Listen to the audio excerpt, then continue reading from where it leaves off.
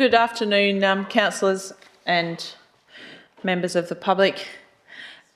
Just like to declare the meeting open, the Audit and Risk Management Committee meeting of the 28th of Feb open at 4:31. I would like to acknowledge the traditional owners of this land, the Wadandi people, and pay my respects to elders and elders past, present. Thank you. To the second item on the agenda is attendance. And the third item is disclosures. Councillor Augusta? No, he doesn't need to be. Oh, okay. Yeah, and we have Councillor Boland as a deputy just sitting in this meeting. Item 3 is disclosures of interest, and I have not received any, councillors, unless there's any disclosures of interest. No. Item 4 is public question time, and I do not see there being any public questions. Item 5 is a confirmation of minutes from the previous meeting. And 5.1 is the Audit and Risk Management Committee meeting held on the 22nd of November 23. Could I please have a councillor to move those minutes, or that motion, please? Councillor Keno. Councillor Christofanini. Councillor Keno. Councillor Christofanini. I'll put that to the vote, please. Sorry, Councillor Boland. What's? I don't. Move and second first, then you can speak. Yeah. Okay. Yep. It was just last meeting I was there as a member. Microphone, please.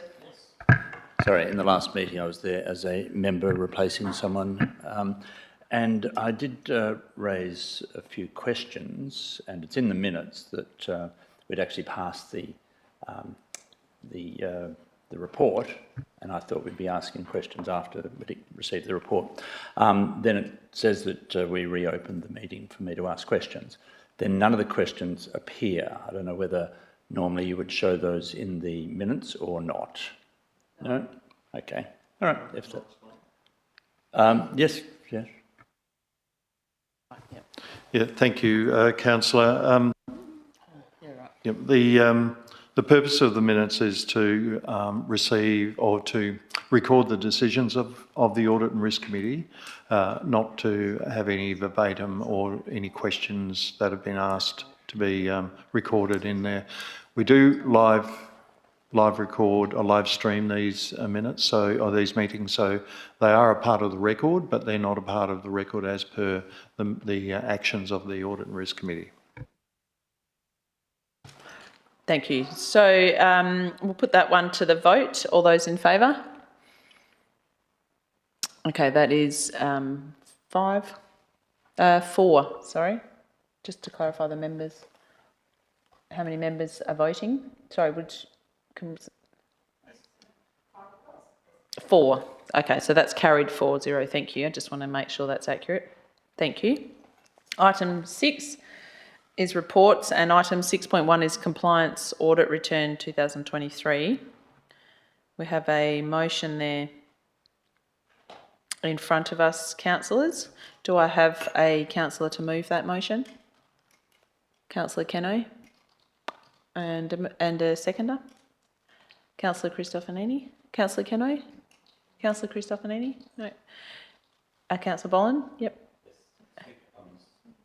I'm wondering whether it's covering the things that came up at the last meeting, and in particular there was reference to us updating our local laws. That we were, there were a number that were outstanding. I don't know whether it's part of this or not, or whether we were going to pay more attention to that again. I'll defer that to the Manager of Legal and Governance. My understanding is that some of those are delayed for the change in legislation where local laws are going to be standardised in local government, but I may be wrong. But Mr McLeod, would you be able to respond to that? So I might just get Councillor Boland to repeat that. What was apparently Sorry, if you just clarify your question, please, Councillor Boland, as to what your query is in regards to this item. Yes, in terms of compliance, it came up at the last meeting that we had not updated a number of local laws, and it was necessary for us to do that. There were various reasons why things hadn't been updated, and I wasn't sure whether that was coming up in this compliance audit return or not. Didn't seem to be there. No, it's not. It's not a question within this compliance audit return, so it didn't come up. So. Okay. Okay, great, thank you. If there's no one who wishes to speak against this, we'll put that to the vote. All those in favour? Okay, that's carried 4-0, thank you. Next item on the agenda is 7, general business, and 7.1, independent committee member ARMC, verbal update from the manager, legal and governance. Yes, so thanks. Just use your mic, please, Ian, thanks. Thank you, Madam President. Just wanted to give an update to councillors. In previous audit and risk management committees, we have talked about the idea of having an independent member, and the reforms were quite clear that in the future they wanted to have all audit and risk management committees have an independent chairperson. Now, those reforms are unlikely to be implemented this calendar year, but something that previously it hasn't been a possibility to pay an independent member. So any local governments that had an independent chair, they were volunteers. But in November last year, the Salaries and Allowances Tribunal made an amendment to the local government CEO and councillor allowances. What do they call them? Decisions, or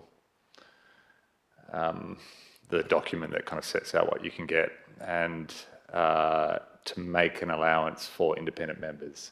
And that came into effect in January.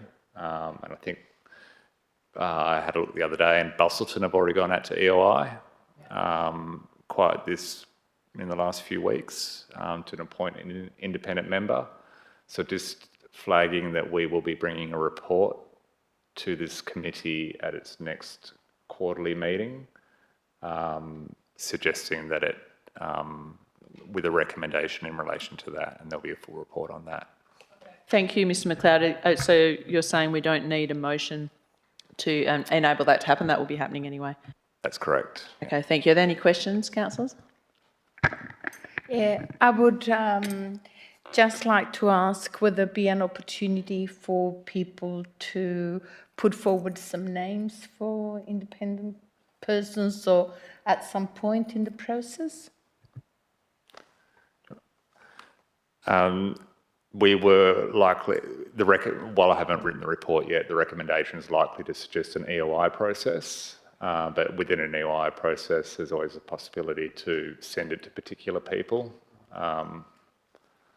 So, in a way, yes. Thank you. Okay. Great. So, do we need to? I don't know if we need to move anything there. We just don't need to vote or anything. Okay, thank you for that general business. Next item is 8, confidential business, and there is none. Therefore, I close this meeting at 4:40. Thank you, everybody, for your attendance.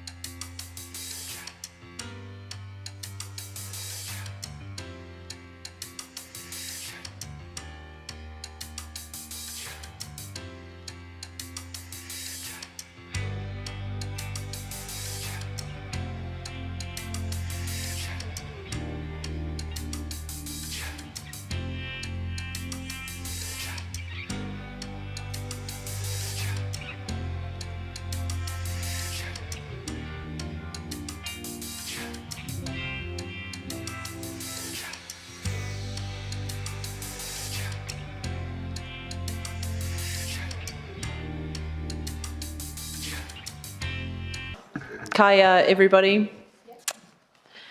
I'd like to declare this meeting open. Kaya Kwaba Kiji Janang Nunda Yagara Yaranga Wadani Buja. Hello, good to see you all together on Wadani Buja. Nala Kajit Wadandi Yanga Jali Wadani Buja. Nala Jena Bidiwa Wato Yayara. I would like to acknowledge the Wadani people, some who we have in the room tonight, and I pay my respects to the traditional owners of the Wadani Buja, to elders past and present. Item 2 on the agenda is attendance. Item 3 is disclosures of interest. And I have received a disclosure of interest for item 11.2.1 from Councillor Muir, financial interest, which is in regards to the JDAP application, and she will declare that at the time of the item. Thank you, Councillor Muir. Item 4 is public questions. I have received some with prior notice. So We open at 5:31. I'll open the public question time at 5:31. And I'd like to call, first of all, Erin Hutton, 4.2.1. Erin has provided some questions to Council. If you could please state your name and address, Erin, when you come to the podium. Thank you.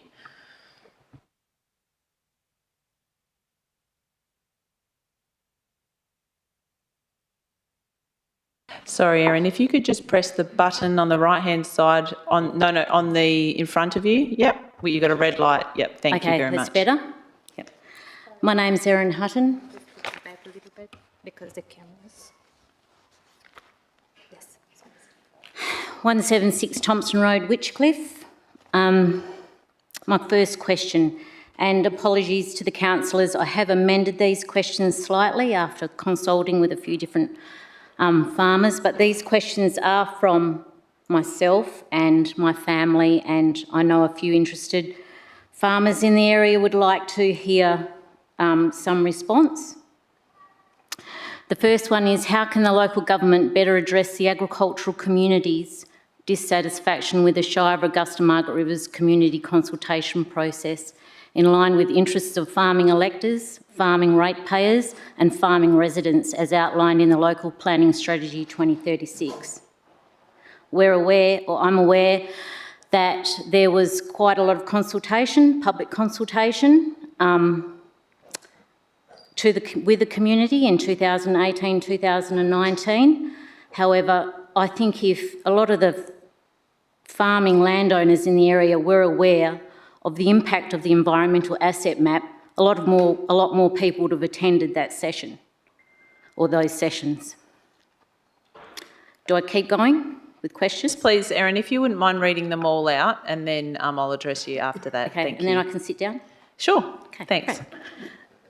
Why was the decision made by local government to adopt a community and stakeholder consultation policy, IAAP2, that appears to diverge from the guidelines set forth in the Local Government Act of 1995? Who within the Local Government Act was responsible for initiating this change, or what department? I didn't mean that from at a personal, it was just where did it come from? And was there any consultation with the community regarding this decision? 3, was there community consultation specifically regarding the environmental asset map outlined in the Local Planning Strategy 2036 during the 2018 and 19 consultations? Additionally, were full-time farmers adequately informed of the implications of the regulations imposed by the map on land use?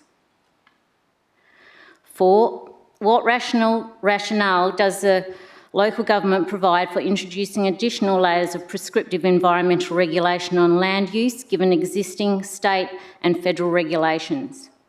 Furthermore, why does the local government attempt to assert its authority in order to claim 100 metres of private freehold land on either side of waterways, or expect landowners to cede land for the purpose of creating offsets for development approval? If this legislation is enforced and enacted, how is the local government going to compensate landowners for loss of use and productivity? For example, the reduction in stocking density. or ownership, and is this going to be at market value? 5, why does council seek to appoint a CEO with biodiversity qualifications when there are already environmental and sustainability officers employed by the Shire, whilst at the same time there has been no consideration and dedicated staff members for agriculture? Would the council kindly share documentation or information regarding the... Oh, this is 6. Would the council kindly share documentation or information regarding the directive or mandate from WAPC as discussed by staff during community consultation workshops concerning rezoning changes? We are particularly interested in understanding how the transition from priority and general agriculture to rural zoning has been rationalised, considering the potential regulatory control the environmental asset map enables the local government to have over private freehold land and farmland, of which understandably we do not agree with. Thanks. Thank you, Erin. Given your lengthy questions, I will take those on notice and they will be published publicly. I've also received a question from Leanne Ablett in regards to the local planning scheme too. Are you in the crowd, Leanne? Thank you. If you could please state your name and address before you commence.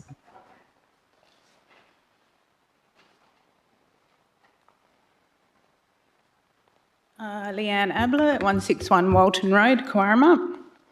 Have councils and officers considered the impact of the single dwelling proposal on multi-generational families on priority agriculture lots in the LPS draft? Our family has 3 generations wishing to live on our farm. We have 3 titles. We currently have 2 dwellings for our parents and ourselves. They're on separate lots, but we'll need to build 2 more dwellings for our adult sons. Why can 10 houses be built on 5,000 square metres in residential subdivisions, but we can't have 4 houses on 450 acres or 220 hectares? Thank you for that question. I can provide an answer to this. So the dwelling entitlements proposed by LPS2 are calculated by title and not by farm. Therefore, if the farm consists of 3 titles, there would appear to be the potential for 3 dwellings and 320 square metre ancillary dwellings if and when the scheme is finalised. So that process still needs to be finalised. But Leanne, if you would like to discuss this further with the planning officers, they're available for you to, meet with them and go into more detail. So is one of our sons supposed to live in an ancillary dwelling, or are they supposed to live in the same house? Well, I reckon it'd be best if you followed up with the planning officers to get more detail around the requirements and the permissibility. But as I stated, the scheme is still in that process of being finalised. But contact the planners, Leanne, and they'll make time to catch up with you. Okay. Okay, thank you. Are there any other questions from the public? This is the opportunity, public, if you've got any questions. Thank you. If you could please state your name and address. If I can answer your question, I will, or I may defer to a staff member, or I may take it on notice. Thank you. Okay. My name is Julie Buller, 34 Capewell Road, Carradale. I just would like to ask the Augusta Margaret River Shire Council to explain how the south side of our property, Scott River Station, could possibly have any influence on the coastal foreshore protection zone. Now, the area this is 800 acres, and it's on the north side of Millianup Coast Road. It has a Crown Reserve plus 2 other private properties between us and the coast. And in addition, the Scott River Station is the longest cleared and farmed working farm on the Scott River for over 80 years. And yet it has been zoned coastal foreshore protection. And I'd like to know what criteria was used. Thank you, Julie. Thank you for asking your question. First of all, would you mind providing your question to the minute taker so we can accurately record it? Yep, sure. And I would like to take that on notice. I think that's an extensive answer, and I'd also like to say that you are also most welcome to make contact with the planners to discuss this. But the scheme is yet to be finalised, so all of these they're all items of potential further decision. So, thank you, Julie. Who's the minute taker? Thank you. Clara or Mel will take your questions. Are there any other questions from the public? Yep, sure. Oh, please make your way to the podium, and we're live streaming, so we need to use the mic to accurately record it. And if you could please state your name and address, thank you. Neil McLeod, Caves Road, Margaret River. Okay. One of the things that concerns me, and this year on the 23rd of November, it'll be 13 years since the fire came through. Now, since that time, in the last 13 years, there's been many, many meetings, different things. I've raised a couple of things over that time. Now, 13 years later, it's 4.5 kilometres south from Wallcliffe Road south on Caves Road to Rainbow Cave Road. Now, as we all know that go down that area, Rainbow Cave Road's a bitumised road going in as far as the National Park there. It's about 1 kilometre, I'd say, from the end of Rainbow Cave Road through to the back of Preveley.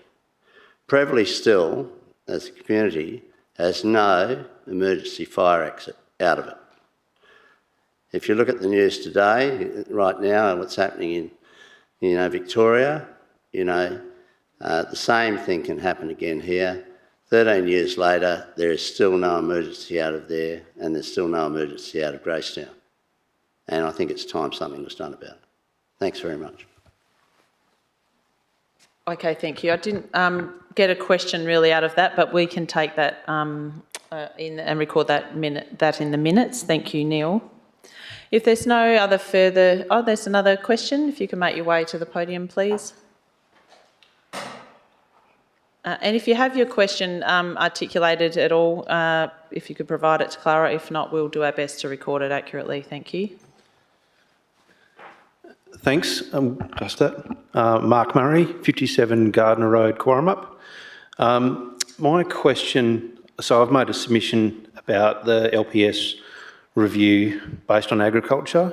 I too also made a submission, I think it was back in about 2009, on the number of houses on rural policy based on intergenerational use as well. And I suppose I encourage deeply the planning officers in this Shire to consider very carefully how agriculture gets treated. Primary industry comes first, secondary industry comes second, tertiary industry comes third. Now, if farmers are poorly treated and over-governed unnecessarily, they'll be first affected.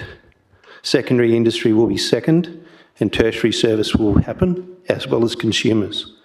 So my question is, the questions that were presented tonight, I know they're going to be answered and they'll be minuted, but maybe they can be dealt with in general business next meeting. So my question is this: what is the process of the LPS review from here? And what further consultation will take place with the community and with farmers? Thank you, Mark, for that question. I might actually defer that for the purpose of providing you all information on where we're at the process now and the way forward. I'll just get our Director of Planning, Nick, to briefly explain that, if you don't mind, Nick. Thank you. Thank you. Thanks for the question, Mark. Through the Chair, in terms of the statutory part of the process, once we've got all the submissions together, we prepare a report for the Council that outlines a recommendation with respect to each of those submissions. It's entirely typical that in doing that we might seek to further engage on the content of what those recommendations might be.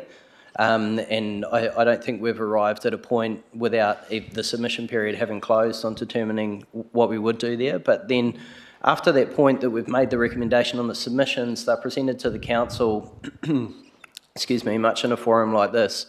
And we will provide everyone that's made a submission with the recommendation on their submission and the opportunity to come and address the council directly as well. Following that point, that recommendation that the council makes on the submission goes through to the Department of Lands, Landing and Heritage to make a recommendation to the Planning Commission. And there's also the opportunity for people to represent their submission through that process before the final decision's made by the Minister. So that's a broad outline of the process from here. Thank you. Thank you for that question, Mark, and for the explanation, Nick. If there's no other further questions from the public, we'll move on to applications for leave of... So closed at 5:46. Thank you. Public question time. Item 5 is applications for leave of absence. I haven't received any prior to the meeting and there are none. Item 6 is confirmation of minutes from our previous meeting. 6.1 is the OCM on the 14th of February. Do I have a councillor to move that recommendation, please? Councillor Earl and a seconder. Councillor Muir. Councillor Earl, do you wish to speak? Councillor Muir. If there's no one opposed, I'll put that to the vote, please, councillors. All those in favour? That's 8-0. Thank you. Councillors, the next item on the agenda is item 7, which is deputations. Now, I declare this deputations opened at 5:47. So information for everybody in the room. I have received many deputations this evening. We've got a lot of interest, which is great. You can all demonstrate your democratic right and participate in this process.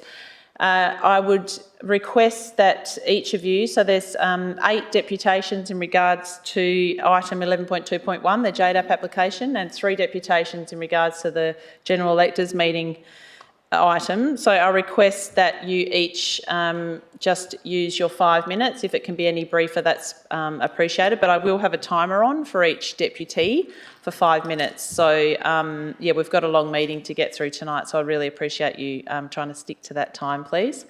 And I will order the deputations fairly and democratically. So for the first item, 11.2.1, the JDAP application, I will ask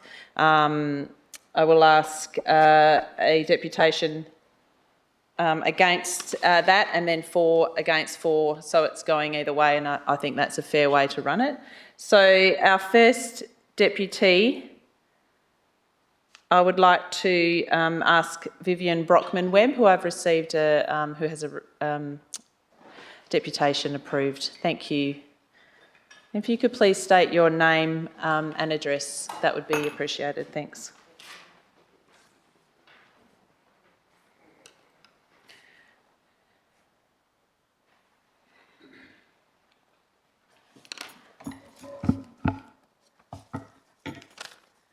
Kaya York, Kaya Marmon. My name is Vivian Brockman-Webb. My skin name is Woden, and my interest is in the development on Waynallingup cave system and the old man's burial place at the mouth of Margaret River. This is a document of the cave system that is underneath that property. I'll pass it around in a minute so you can all have a look at it. It's a pretty extensive cave. I don't know how EPA could have signed off on something like this. I have a whole book full of archival stuff, a lot of it written by Alfred Bussell himself, his daughters, on the significance of Waynallingup. It has been the old man's dying place for millenniums.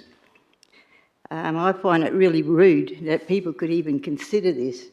When I met with the developers first, I was told, I do not have a religious belief, I do not have a spiritual belief.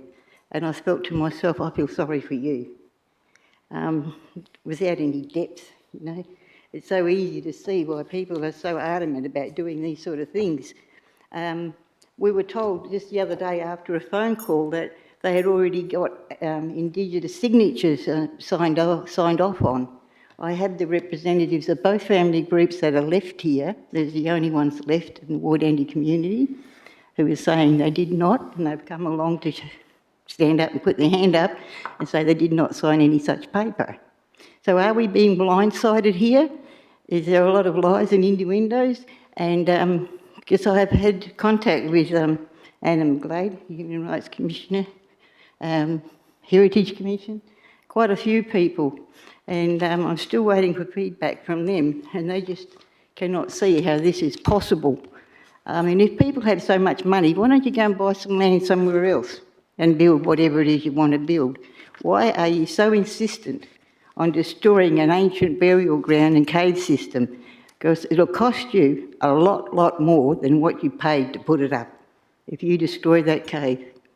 Okay, that's my little bit there. Thank you. Thank you. Thanks so much, Vivian. I now ask a representative from Carrie Carrack Corporation to come to the podium. I believe I have Abby Phyllis. Thank you, Abby. Sorry, time was such that I didn't get to print this. Okay. So, Carrie Carrack has prepared the following statement for the purposes of this meeting. Any questions further to this statement will be taken on notice and responded to in writing after the meeting. Carrie Carrack is the Aboriginal Corporation, is the registered regional corporation and heritage body for the Southwest Bujara 2 Indigenous Land Use Agreement. This region refers to the Wadandi, Bibbulmun and Ganyang Noongar language or dialectical groups. It encompasses towns including Bustleton, Capel, Margaret River, Witchcliffe, Augusta, Windy Harbour, Northcliffe, Pemberton, Manjimup, Bridgetown and Nannup. Carrie Carrack is led by the expert cultural governance, advice and instruction of its Cultural Advice Committee. The committee is composed of senior knowledge holders who are experts on all matters pertaining, but not limited to culture, heritage and country. The Cultural Advice Committee ensures at all times that the Wadandi, Bibbulmun and Ganyang cultural protocols and practices are valued, met, honoured, respected and abided by. The current members of the Cultural Advice Committee are as follows: Wayne Webb, Bill Thompson, Sandra Hill, Sue Kelly, Gail Airy, Shirley Williams, Jack Hill, Tim Hill, David Corbett and Eric Haywood. While the Wildcliffe House proposal predates the establishment of Carrie Carrack, the Regional Corporation respects and supports the valuable engagement and cultural advice that has been provided by senior members of the Cultural Advice Committee on the project to date. Carrie Carrack looks forward to continuing this engagement through the Corporation's consultation channels articulated in its governing documents. Engagement that will inform the production of best practice cultural heritage and environmental management frameworks with regards to the project. Carrie Carrack Aboriginal Corporation is committed to ensuring legislative and regulatory compliance, due diligence and best practice engagement to preserve, protect and promote Wadandi, Bibbulmun and Ganyang country, culture and future generations. Thank you, Abby. I now ask for Geraldine Clark to please present your deputation. Thank you.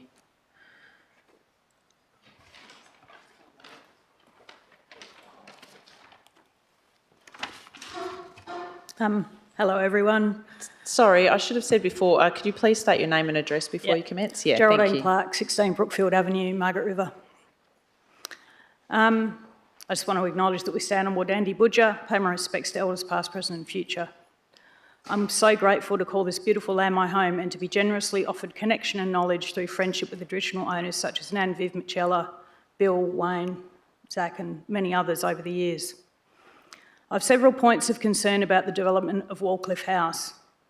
I'm concerned about the high fire risk, as is DFIS, which is reflected in their submission, and they say it shouldn't go ahead. I'm concerned about the continued ecological and habitat damage through clearing, ground disturbance and possible contamination of the groundwater and river system from the proposed septic system. But my main concern is the sacred nature of the site and the erasure of more Indigenous heritage, all in the name of an elite hotel for the wealthy. I came here today to support Nan Viv, who opposes any further disturbance to the site.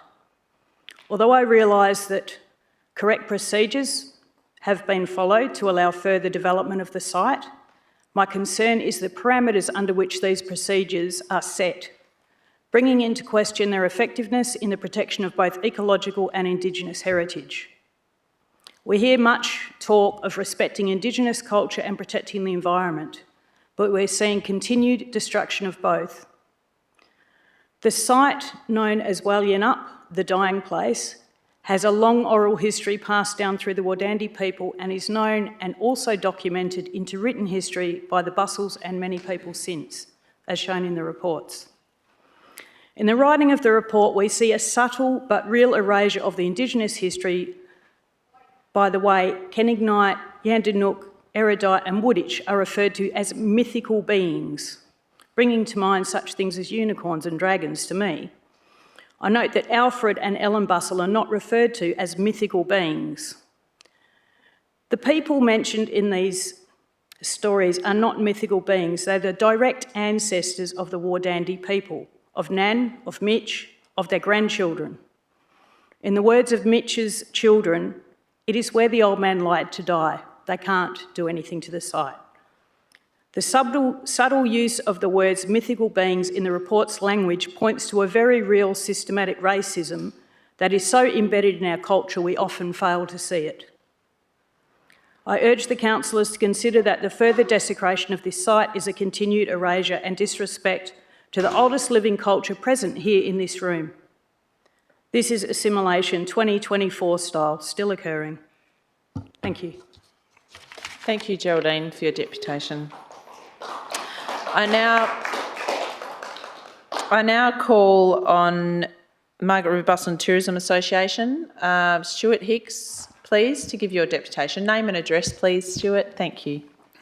Thank you, Madam President. My name is Stuart Hicks, 173 Illawarra Avenue, Margaret River. And I wanted to make sure, thank you, Council, in the few minutes available to me, that I gave you a perspective as to how we in the MRBTA see this particular site. Most importantly, I think for all of us in this community, this particular site and the areas that surround it, the caves, the burial site, the river, have a double value of birth. They have a value of birth as far as Wardandi people are concerned, because this particular area stands at the very centre of their clear idea of the creation of this particular place, of Wooditch's role of Wooditchup, and the sacred value of the surrounds are immense and important. At the same time, it's the birthplace for Europeans of aspects of their settlement because of the association of the site with the beginnings of settlement with Alfred Bustle and his family. So symbolically an important place.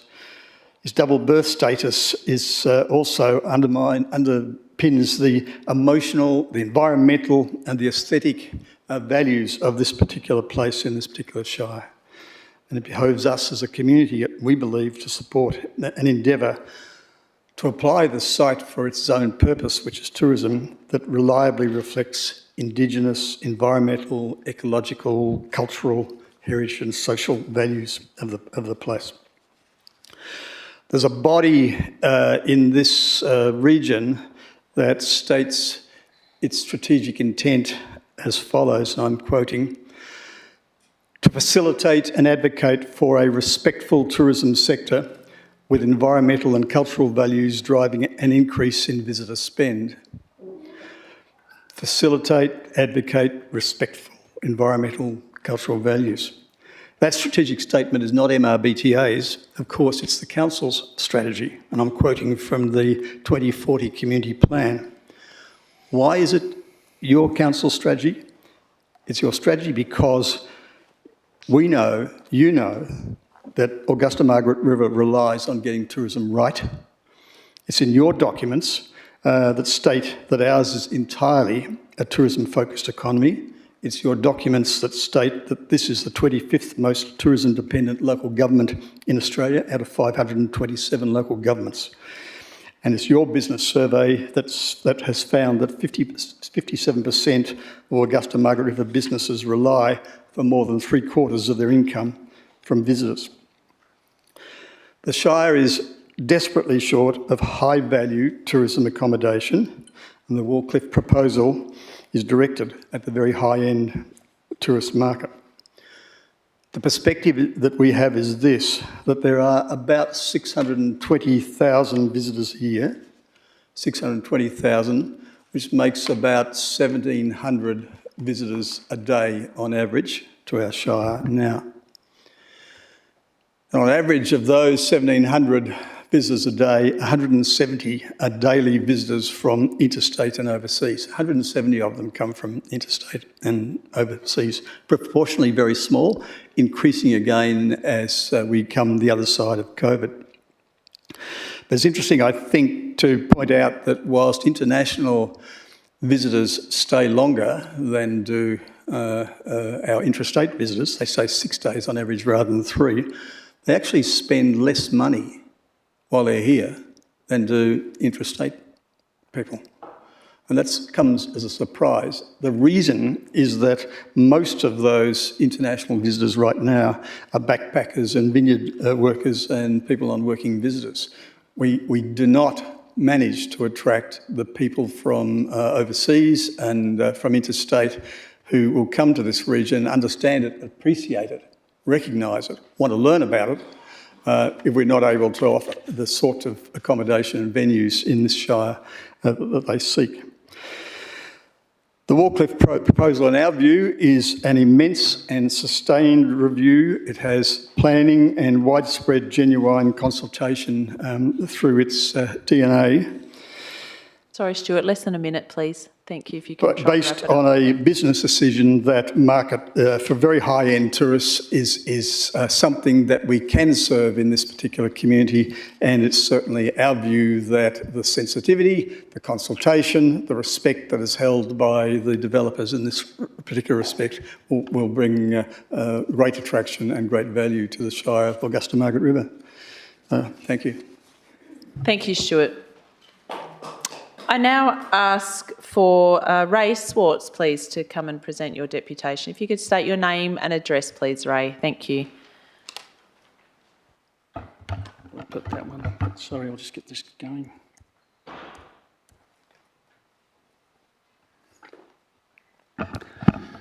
Okay, Ray Swartz, lot 15962 Caves Road. Thanks for the opportunity to speak. Unfortunately, the decisions surrounding the Wallcliffe House development, I believe, have already been made, the important decisions. In my book, The Horse Has Bolted, past decisions directed by Shire staff and supported by a majority of councillors at the time seems to have committed our community to another fundamentally unsustainable development. Claims by the proponent that this resort has strong sustainability credentials are patently untrue and nothing more than self-serving spin. Tourism contributes about 8% to global carbon emissions, with high-end tourism contributing per capita by far the greatest proportion of that. Tourism is a recent phenomenon that is enabled and supported by affluent societies like ours. The more affluent, the more unsustainable. High-end tourism, which is what this resort represents, is affluence on steroids. The proponent claims this development will bring enormous value to the community. This is an impossible claim when the long-term consequences are considered. As I've already highlighted, it represents the most unsustainable sector in an unsustainable industry. Another claim is that it will have only a gentle impact on the river's edge environment. This is also not possible when the full gamut of human activities and demands on the natural world that are required to sustain this resort are considered, and of course they aren't and never have been by either the proponent or those in support of this development. These claims completely fail to acknowledge the connections between river health and the broader impacts human behaviours have on it. Atmospheric conditions which are affected by our emissions affect rainfall. Rainfall, biodiversity loss, erosion and so on affects rivers. To suggest this development will have gentle impact on this river ecosystem is ill-considered and disingenuous. It's just more corporate spin and does little more than validate and indulge extreme affluence. Our current lifestyles, even modest ones, require a lot of infrastructure and energy to maintain. This, along with population growth, makes sustainability extremely difficult. Why would we support unnecessary development like this? And its location couldn't be worse, on the banks of a degraded waterway. The proponent also states they are aware that some in the community do not support their vision for an exclusive resort. I'd say that's a bit of an understatement when you consider that 50 of the 83 submissions had some form of objection. Evan Hall, the WA Tourism Chief, reiterates that sentiment, stating that investors were antsy about putting money into new upmarket tourism due to public backlash and red tape. Well, I think that tells us something. I'd say that most people do not support high-end tourism and what it stands for. It's an overt and real representation of an us and them society, a society where the few, mostly wealthy, are excessively indulged. This has real negative long-term social and environmental impacts, and I think more people are becoming aware of the influence money has on the decision-making process that shapes our world. Evan, our tourism chief, goes on to say that visitors are crying out for resort-style lodgings and are heading overseas to get their resort-style experience. Firstly, I'm not sure how many would be able to afford this resort. And then I suspect that by and large, overseas communities feel the same way we do about exclusive resorts. I can only hope that they, like us here in Margaret River, impress upon their bureaucrats and leadership the need for us all to pursue more modest lives so that our children may have one. I still live in hope. I know that the necessary limits to growth and degrowth conversations are far more advanced in Europe, to the point where it is now occasionally being discussed by some high-ranking bureaucrats and politicians. Unfortunately, we're not there yet. Our commitment to sustainability and claims of being sustainable aren't helping. Wanting, wishing, stating something to be true doesn't make it so. I'm fully aware of how difficult achieving genuine sustainability would be, given that it's a direct result of many past decisions and collective reluctance to face physical laws and limits. Climate change and biodiversity loss are two of the increasingly consequential results of that. As mentioned, the horse has bolted, I believe, on this resort. So this deputation is more an appeal to Shire staff and councillors that in the future they take natural laws, physical limits and the broader long-term consequences of all development when making recommendations and decisions. We would all do well to seriously ask ourselves, what does an unsustainable culture end up looking like? Because we're in one. And look, lastly, I don't want to put councillors on the spot here, but as I mentioned, this resort is a result of past councillors' decisions, which I know only a handful of councillors here supported. But I'd love to hear your position on the resort as it relates to its sustainability. And if you believe this type of development is positive and should continue to be part of shaping the direction of this community, I'd love to hear why you think so when you give your, if you speak to this motion, or if not in private. Thank you, Ray, for your deputation. Thanks. Thank you. I'd now like to call Nick Kiriko from Cape to Cape Tours, please, to give your deputation. Name and address, please, Nick. Thank you. My name is Nick Kiriko. My address is 12 Rydell Drive, Narrabeen, and I am the Culture and Compliance Officer of Cape to Cape Explorer Tours, and I'm here today as proxy for Jean Hardy, who is the Managing Director of Cape to Cape Explorer Tours and is also a Narrabeen resident. Cape to Cape Explorer Tours is an award-winning ecotourism tour company that deliver hiking tours predominantly along the Cape to Cape track. We operate a 3-star hotel in Narrabeen. Our commitment to sustainable, environmentally responsible tourism has been awarded at a local, state and national level. The Wallcliffe Estate stood as a testament to the early European settlement in the region, holding a significant place in local history as the second European homestead established after Ellensbrook House. Its presence was a reminder of the pioneering spirit and resilience of those who settled in the area. The devastating 2011 bushfires, however, claimed the estate, leaving only its footprint behind as a solemn memory of the once grand structure. Despite its physical absence, the spirit of Wallcliffe Estate lives on in the stories and memories shared by those who knew of its historical importance. With the loss of Wallcliffe House, all that remain are abstract street names to the newer residents of the area. This history includes lost stories from the early years of blending European and Wadandi culture. Characters such as Ginny and Billy, Lucy and Sam Isaacs, Fred Isaacs, Philomena Terry, who is Nee Bustle, have significantly contributed to the history of this region. For example, the heroics of Sam Isaacs and Grace Bussell in 1876 bringing 50 survivors of the Georgette to Wallcliffe House following their harrowing rescue efforts. It is crucial for our local society to recognise the value of these historical treasures and take steps to protect and preserve them. By acknowledging the importance of our past, we can ensure that these sites are not lost to neglect or exploitation. It is our collective responsibility to safeguard our cultural heritage and ensure that it continues to enrich the lives of people around the world for years to come.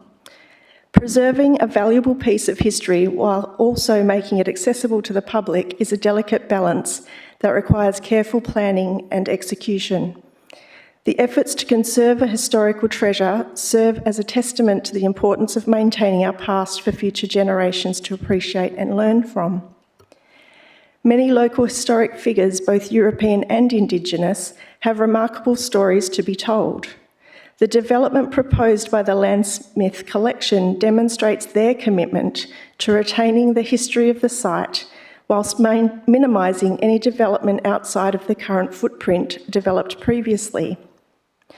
Wallcliffe House will serve as a space that celebrates both Aboriginal and European history simultaneously, while safeguarding and enhancing environmental and heritage values. This location will embody exceptional natural beauty and serenity, captivating the hearts and minds of the local community and many visitors beyond.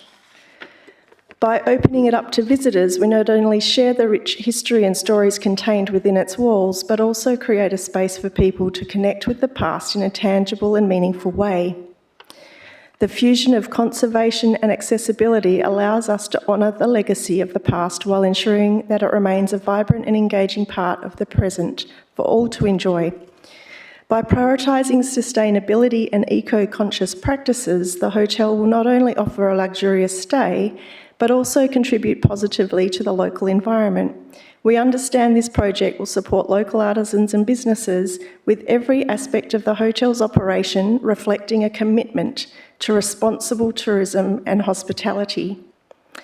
In a world where cookie-cutter accommodations abound, this boutique luxury hotel will stand out as a true gem, offering a one-of-a-kind experience that celebrates the spirit of Margaret River without expanding upon the footprint of the original homestead.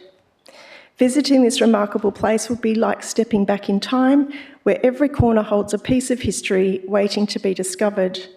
The attention to detail of the architects in preserving the past is truly commendable, allowing visitors to not only learn about the rich heritage, but also to appreciate the importance of protecting our natural surroundings.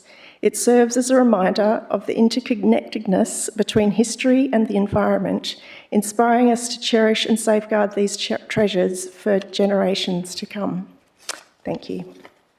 Thank you, Nick, for your deputation. I now would like to call Jamie McCall for your deputation, please. Name and address, please, Jamie. Jamie McCall, 287 Burnside Road, Burnside. Thanks for the opportunity to speak. Could I ask that my submission, which I provided you, be read into the minutes? Obviously, I will not be reading all of it because it would take more than my 5 minutes. Yes, it would. Of time. Thank you. I believe this report should be withdrawn by the CEO as it has inadequately addressed the requirements of SPP 3.7 and it's not fit for forwarding to JDAP for consideration. Alternatively, the Council should move to oppose the report for the reasons which I'm going to detail. My concerns have nothing to do with the merits or otherwise of other elements of the proposal. I'm specifically focusing on the bushfire element. I believe some development is possible on this land, but not as presently proposed. The bushfire management plan for the site has been rejected by both DFIS and the Shire Emergency Services staff. Unfortunately, the report from DFIS has not been made available to me. I would be very reluctant to approve this without having seen that report.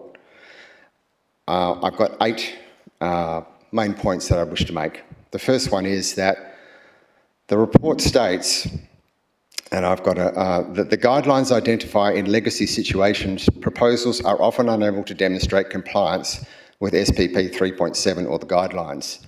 And that statement finishes there. But there's another sentence in SPP 3.7 that follows on from that. And that sentence says, applications for these legacy sites may require a significant redesign in order to demonstrate that the bushfire risk can be mitigated to an acceptable level in accordance with these guidelines. A prior approval does not ensure a subsequent approval. Somehow that quite relevant paragraph was left out of the report. To my mind, it completely changes the meaning. Point 2, the SPP's 3.7 objectives include 5.1, avoid any increase in the threat of bushfire to people, property and infrastructure. The preservation of life and the management of bushfire impact are paramount. Point 3, the proposed use is classed as vulnerable. Tourism uses are classed as a vulnerable use in bushfire zones. The BAL assessments for this site include the most extreme, BAL 40 and fire zone. Some of the accommodation units are in, flame zones, BAL FZ. SPP 3.7 states 6.6 vulnerable or high-risk land uses.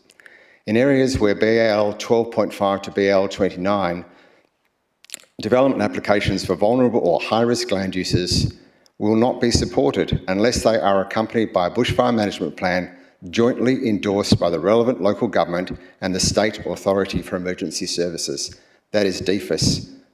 This report has not managed to pass that test. It has been rejected both by DEFIS and by your own expert emergency services staff. The precautionary principle is also listed under item 6.6 in the SPP 3.7. Responsible decision makers should apply the precautionary principle to all development applications in designated bushfire-prone areas. Again, it states if a landowner or proponent cannot satisfy the performance principles of the relevant policy measures through either the application of the acceptable solutions or through the alternative solutions endorsed by the WAPC and state authority or relevant authority responsible for emergency services, the application may not be approved.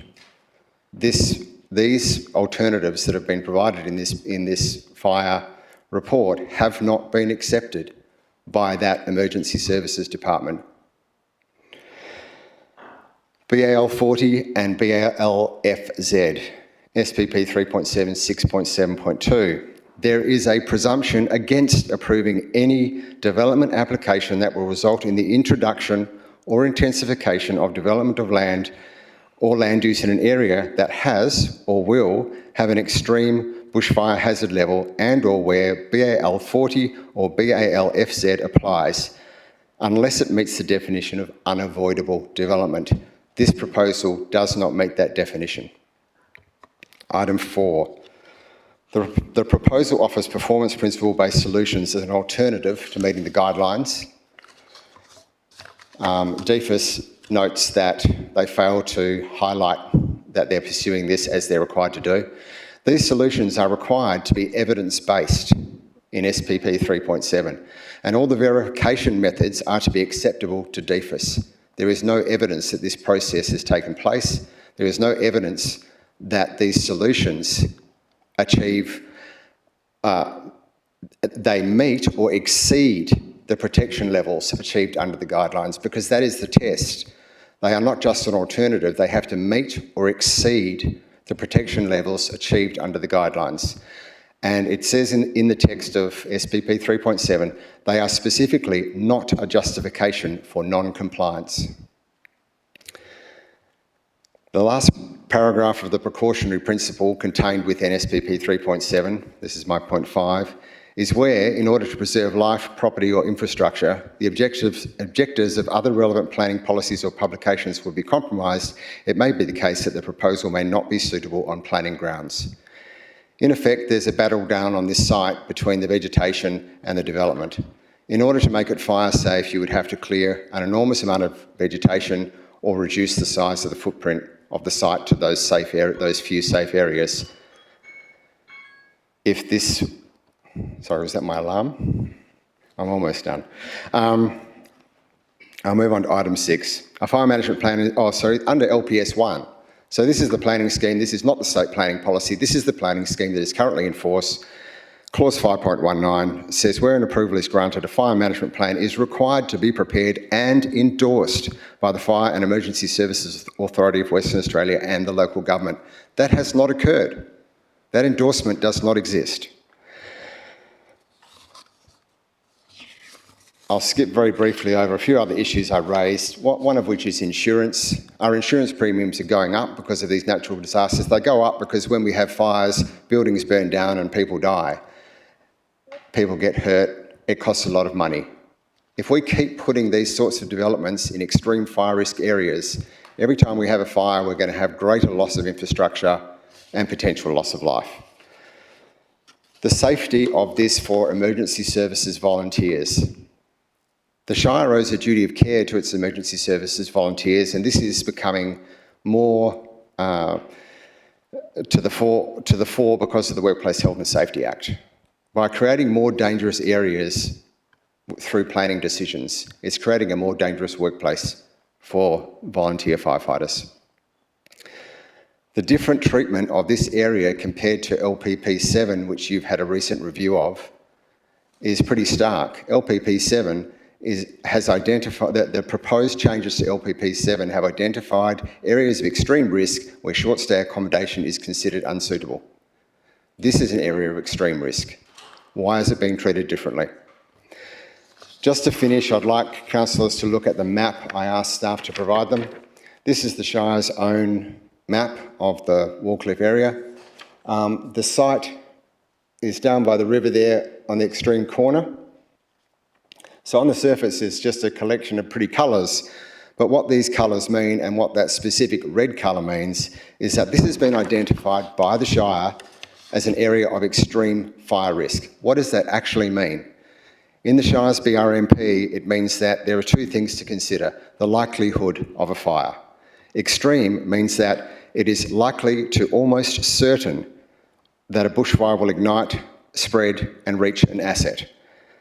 It is considered that an event may occur at least once every 5 years. The consequences. Sorry, Jamie, please wrap it up. You've gone well over time. Last sentence. Thank you. The consequences that are listed in these extreme zones are that they will be major to catastrophic. Multiple cases of serious injuries and significant hospitalisations up to multiple fatalities. That is what that red colouring means on this site. Thank you for your consideration. Thank you, Jamie. I now ask the final deputy for this item, Alexandra Burt, please. Please state your name and your address. Thank you. Thank you, President Meldrum and councillors. Alexandra Burt of View Street, Peppermint Grove. And I'd like to acknowledge that we're on Wadandi Budja, whose ancestors and their descendants are the traditional owners of this country. And I pay my respects to their elders past and present and extend that respect to all Aboriginal and Torres Strait Islander peoples today. Today I would like to reinforce some of the key aspects that came out of our briefing to you 2 weeks ago and to convey our support for the recommendations contained in the Responsible Authority report. While there are still some matters that require working through, these are not significant and we look forward to continuing to working with the Shire officers between now and the meeting with the JDAP. At its core, the Wallcliffe House project is about Margaret River. We are more than just our tangible assets. Our community has extraordinary wherewithal, outstanding creativity, and a generous heart full of care and compassion. It is in this spirit that we hope to invite visitors from all over the globe to not just witness the special place that is Margaret River, but to become a part of it. The site of Wallcliffe House, gently sitting alongside Wooditchup, the Margaret River, sitting at the intersection of Aboriginal and European culture, and sitting right in the geographic middle of our region, provides an exceptional opportunity to create an experience that will shine a light on all the wondrous people, places and stories that make our region unique and will, we hope, bond visitors to our community for a lifetime. Refining our plans over the past 6 years has not led to significant changes in the purpose of the project or the substance of the concepts put before you in the scheme amendment process of 2019 and 20. What we have done is revisit our ambitions for the numbers of people on the site. We have realised that the site has limits and cannot retain its qualities of serenity and calm in a 40-key development, as we had originally expected. Hence, the plans are now for 25 keys, a reduction of more than 1/3. At that time, we were also asked by the Heritage Council to reduce our original plans for the size of the recreation of the original Bustle House. This has reduced our capacity in F&B and hospitality spaces. And the other key factor in our decision was to reduce environmental pressure and to reduce traffic and people movements. As you in the community are now aware, this change to a smaller property has meant that our original plan to open on a regular basis to non-guests is no longer possible. However, there are going to be many opportunities for locals and the general public to visit Wharncliffe House, covering a wide range of interests and to be well publicised so that the community feels that they and Wharncliffe House continue to have a connection. On the flip side, there will be external value created by developing this kind of property that would not happen if it were to remain a private residence. The 70 to 80 permanent local jobs on offer will come with training underpinned by a centre of excellence. The senior positions will attract world-class hospitality and tourism practitioners, and of course we will be providing tens if not hundreds of jobs for local trades during the build phase. If we do our job right, the global PR generated by our property will draw attention to the broader region. The current marketing strategies of MRBTA, Tourism WA and Tourism Australia align beautifully with the messaging that we plan to use to attract our desired guests. And our guests will be high-value travellers with high discretionary spending capacity that will positively benefit the whole region. More than that, we are targeting guests who share our values, so that when they leave, they will care more about the future and sustainability of this region than they ever imagined. It goes without saying that we sit in a region of high bushfire risk, and we are all familiar with the history of this site. With the cultural and environmental sensitivities here, it is important that we take an innovative approach to bushfire planning through the careful design of site-sensitive performance solutions as entertained by SPP 3.7 and the guidelines, so that we can consider landscape and building design and materiality, among other things, to minimise our impact on the landscape and to meet the intent of the SPP 3.7. Our design will ensure that we can provide a beautiful experience for our guests whilst keeping them and our staff safe. We appreciate that this is a more complex approach than more conventional solutions, which is why we have put so much time and effort into developing our bushfire management approach, and why we are very keen to continue working with the Shire to achieve a safe and sustainable outcome. As we spoke about 2 weeks ago, we have undergone extensive consultation for this project. Our list of stakeholders is very large and extremely varied, and our engagement with many, if not most of them, goes back the full 6 years that we have been working on this project. You should by now have received a comprehensive list of our Indigenous engagement activities as an example.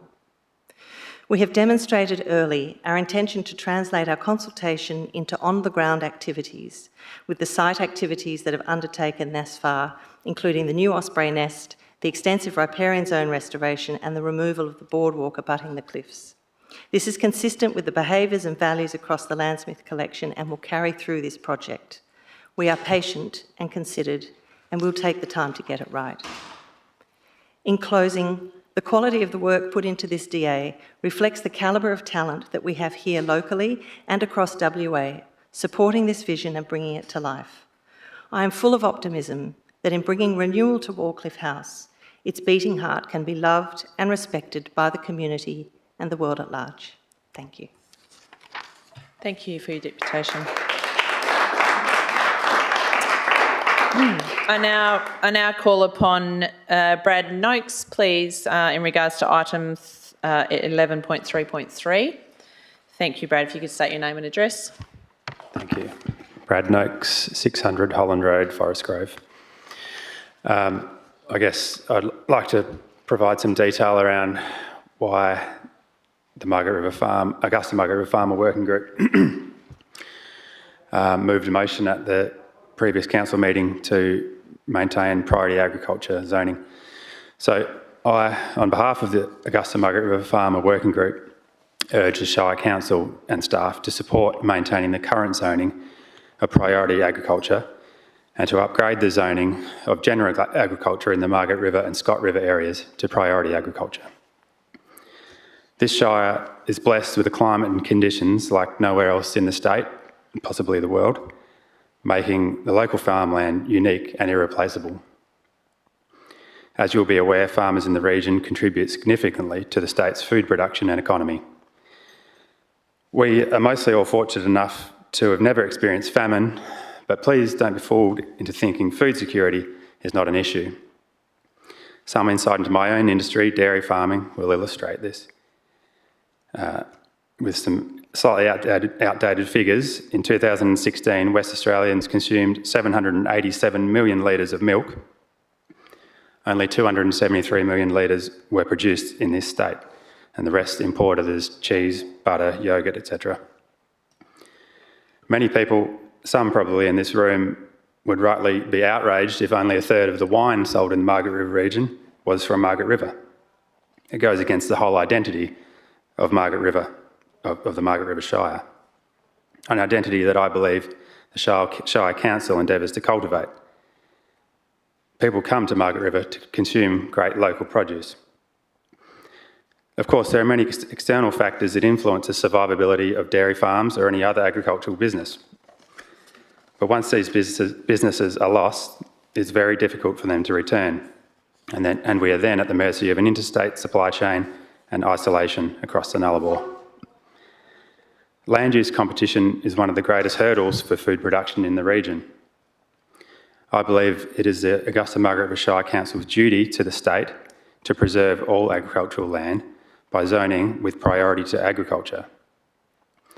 This land needs to remain available into the future when times are good for thriving businesses to be able to capitalise on and feed our state. This, of course, extends to the Scott River and Margaret River general ag zonings, and we've seen as recently as 2022 the Nannup Shire complete a local planning scheme review and maintain priority agriculture zoning. It makes no sense to have an imaginary line through the incredibly productive Scott River where one side is afforded considerably less protection for their ag land and potentially far greater scrutiny for agricultural development than the other side. We've seen some great signs from the Shire planners with LPS2 promising to end subdivision on agricultural land, which I strongly support, and a general tone of working alongside agriculture. But please, the priority agriculture zoning isn't broken, so please don't fix it. Thank you. Thanks, Brad, for your deputation.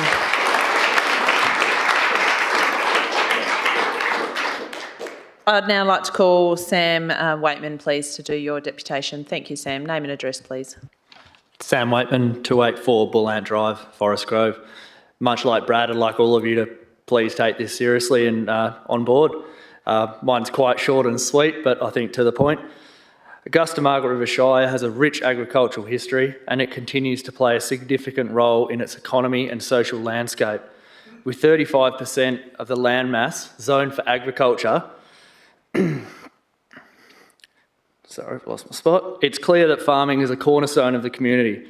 The fact that agriculture contributes around $80 million to the local economy and is the second largest employment sector underscores its importance. It's impressive to see how the industry has evolved over time, benefiting from advancements in technology and improved management practices. This evolution is crucial for sustaining and growing the agricultural sector in this shire. We believe creating an agricultural policy that fosters dialogue and progress in improving both agricultural practices and environmental stewardship is crucial for the future. Farmers have long demonstrated resilience and adaptability by working in harmony with the natural seasons and environment, and we aim to build upon this legacy. Preserving agricultural land is essential not only to maintain the rural character of Margaret River, but also to ensure the food security for our community. Through collaborative efforts and a focus on sustainable practices, we can safeguard both our businesses and the environment for the future generations. Farmers are advocating for the development of an agricultural policy that promotes efficiency, reduces bureaucracy, and fosters appreciation for agriculture while supporting the growth of agricultural businesses. Such a policy could indeed have numerous benefits, including preventing future conflicts and ensuring sustainable development in the agricultural sector by streamlining approval processes and providing support for innovation. The policy could help farmers and agribusiness thrive while also fostering a deeper understanding of the importance of agriculture within this community. Thanks for your time. Thank you, Sam. Thank you. I would now like to call Matt Neild, please, if you could state your name and address. Thank you. Hello, my name is Matt Neild, 29 Turner Street, Augusta.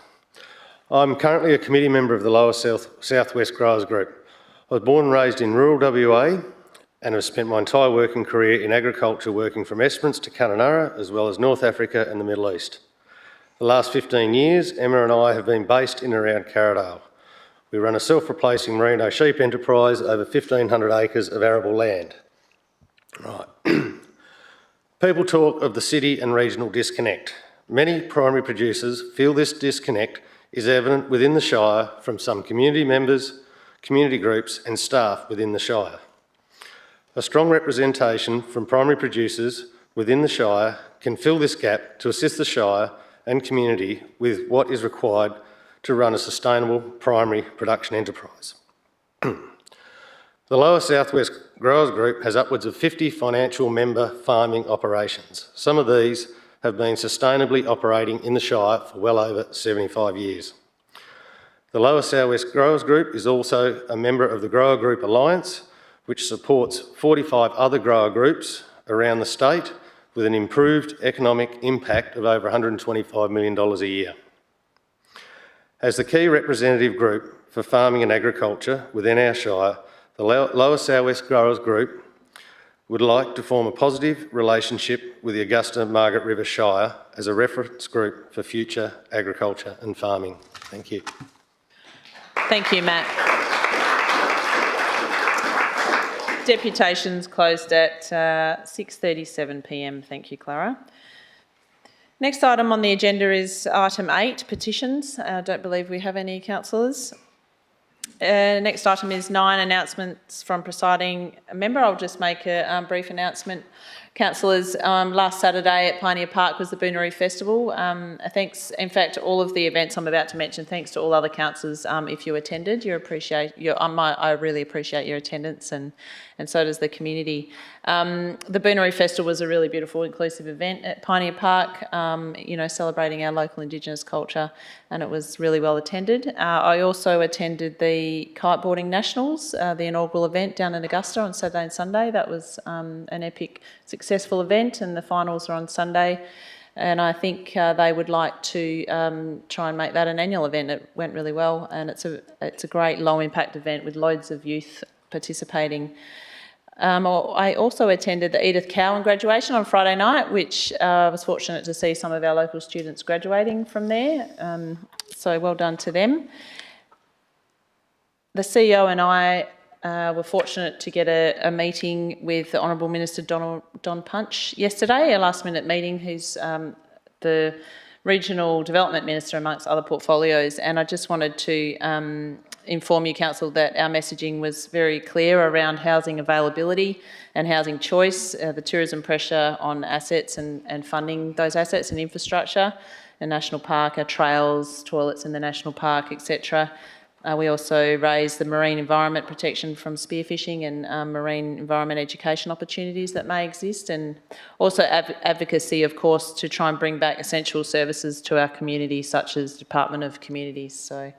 And last week, the CEO and I attended the Southwest Zone meeting in Bunbury, which all of us council leaders discussed and endorsed our collective election priorities, and housing, of course, being the #1 issue for all of us in the Southwest, and also started considering the Southwest Development Commission's strategic planning document, which I encourage you all to check out, and we'll all be part of developing that for the future.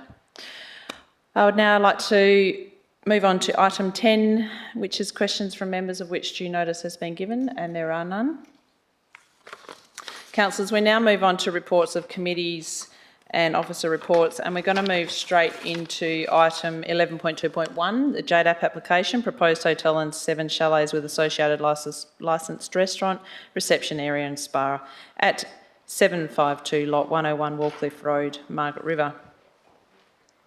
Councillors, there is a motion in front of us, and that is that Council supports the responsible authority report for the proposed hotel and 7 chalets at 752 Lot 101 Wallcliffe Road, Margaret River. Do I have a councillor to move that motion? Councillor Muir? Oh, sorry. I just need to declare a conflict Sorry, of interest. my apologies. Yes, go ahead. Thank you. Go ahead, thank I you. work for Nature Conservation, Margaret River, and the proponent has provided funding previously. So. Okay, thank you, Councillor Muir. So that's a financial interest, councillors, and Councillor Muir will be leaving the room for this item.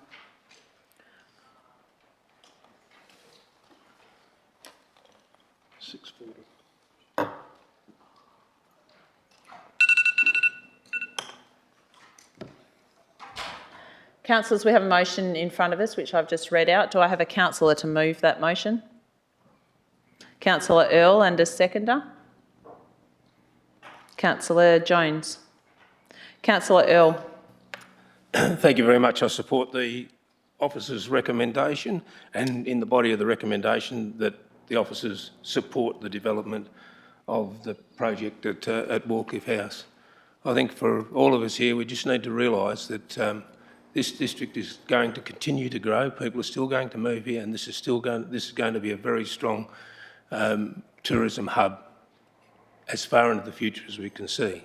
And developments such as what we're going to get at Wallcliffe House are going to be, are going to start to underpin a lot of our future tourism of the high-end, good quality tourists that we want to turn up down here.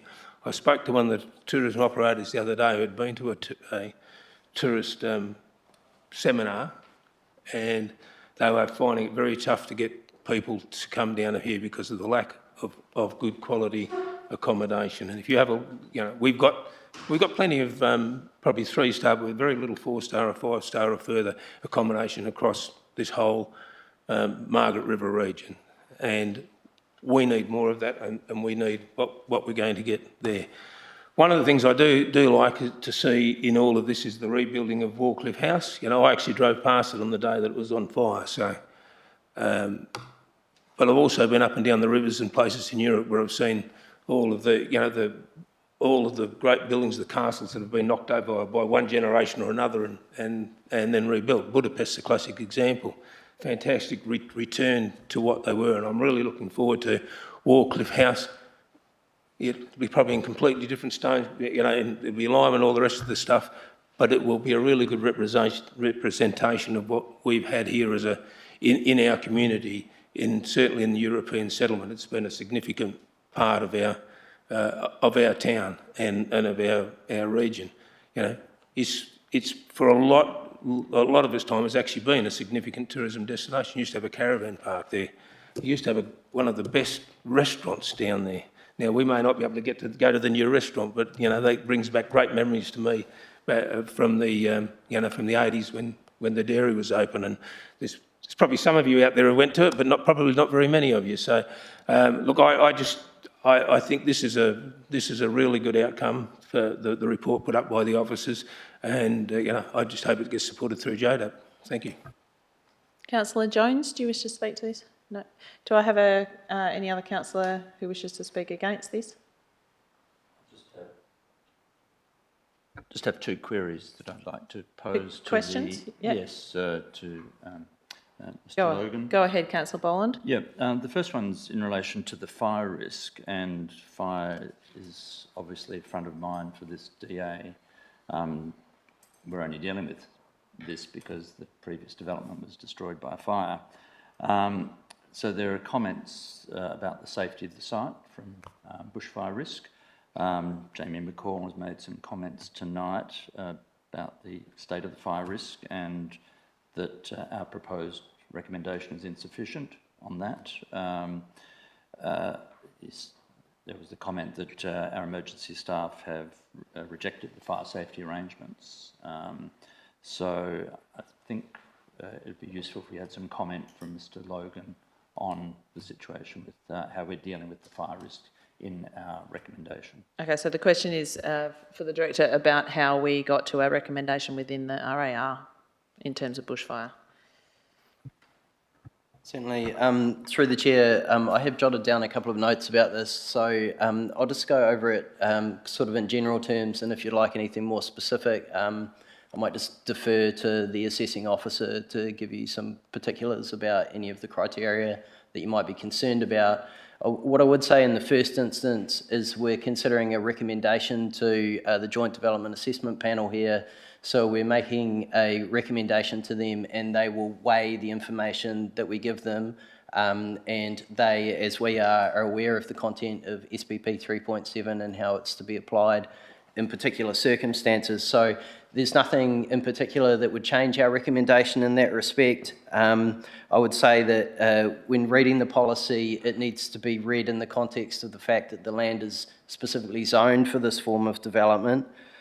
And the application of the policy requires discretion, or it contains discretion, and it requires a holistic consideration of the merits of a proposed development, and that is built into the guidelines that are associated with SPP 3.7.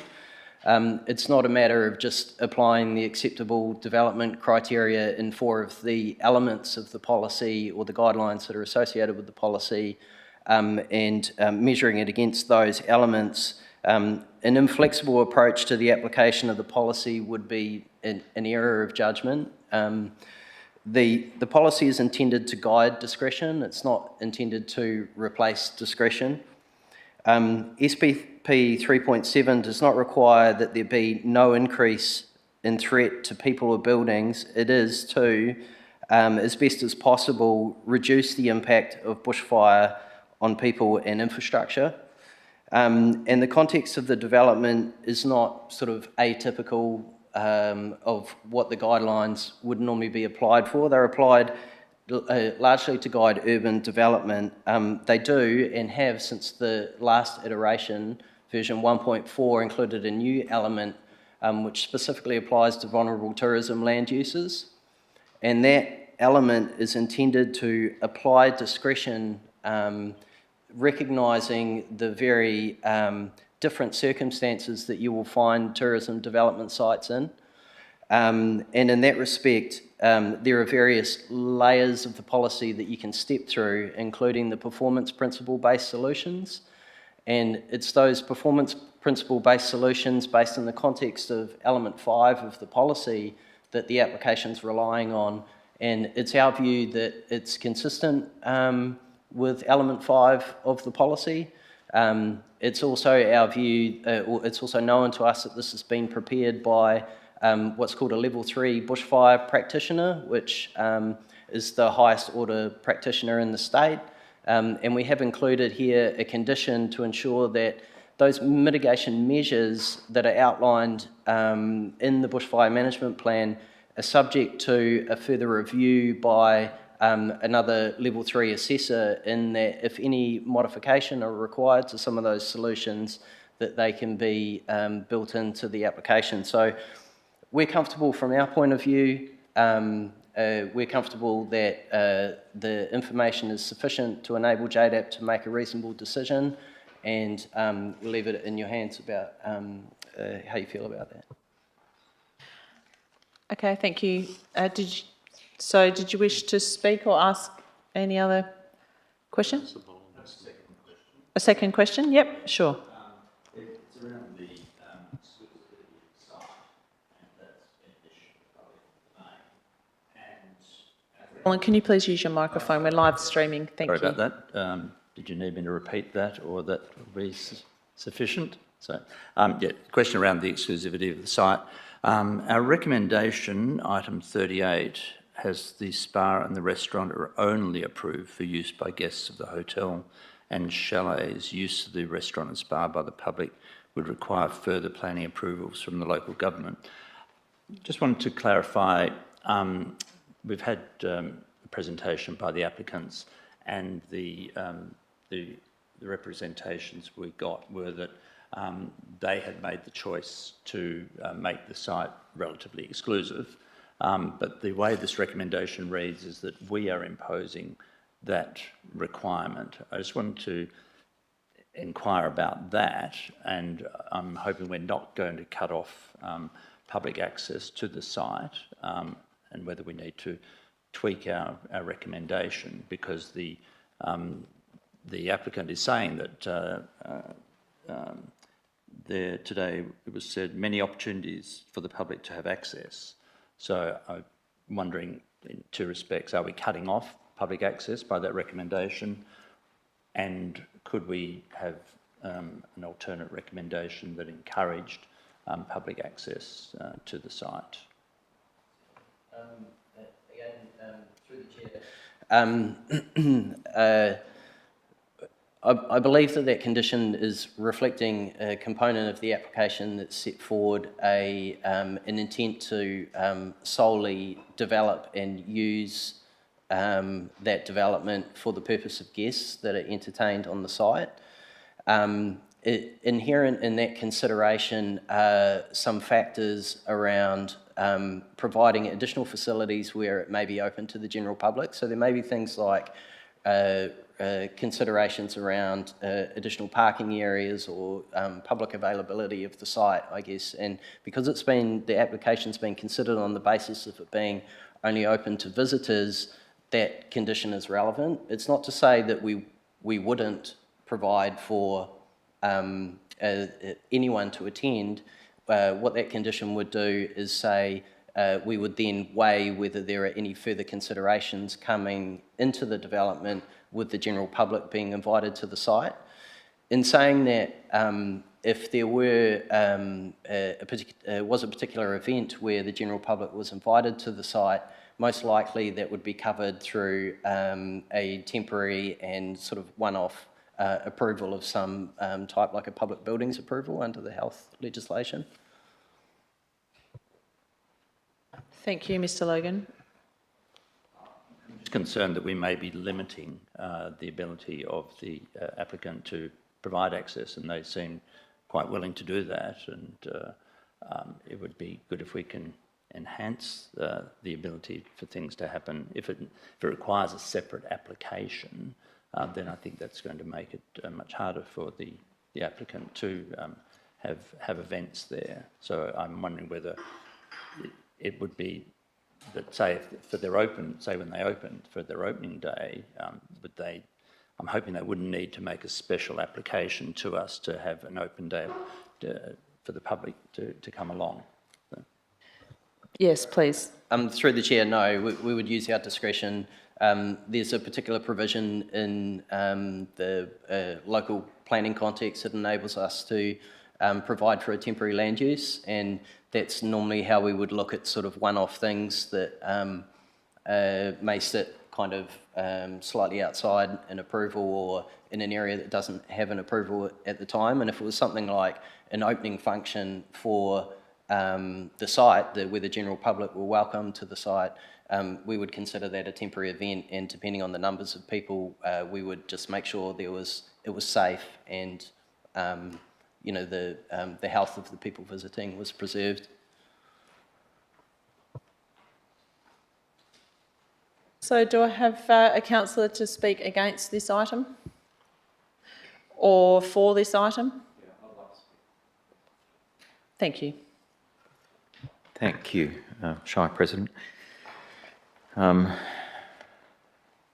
Listen, I have a deep respect for everybody.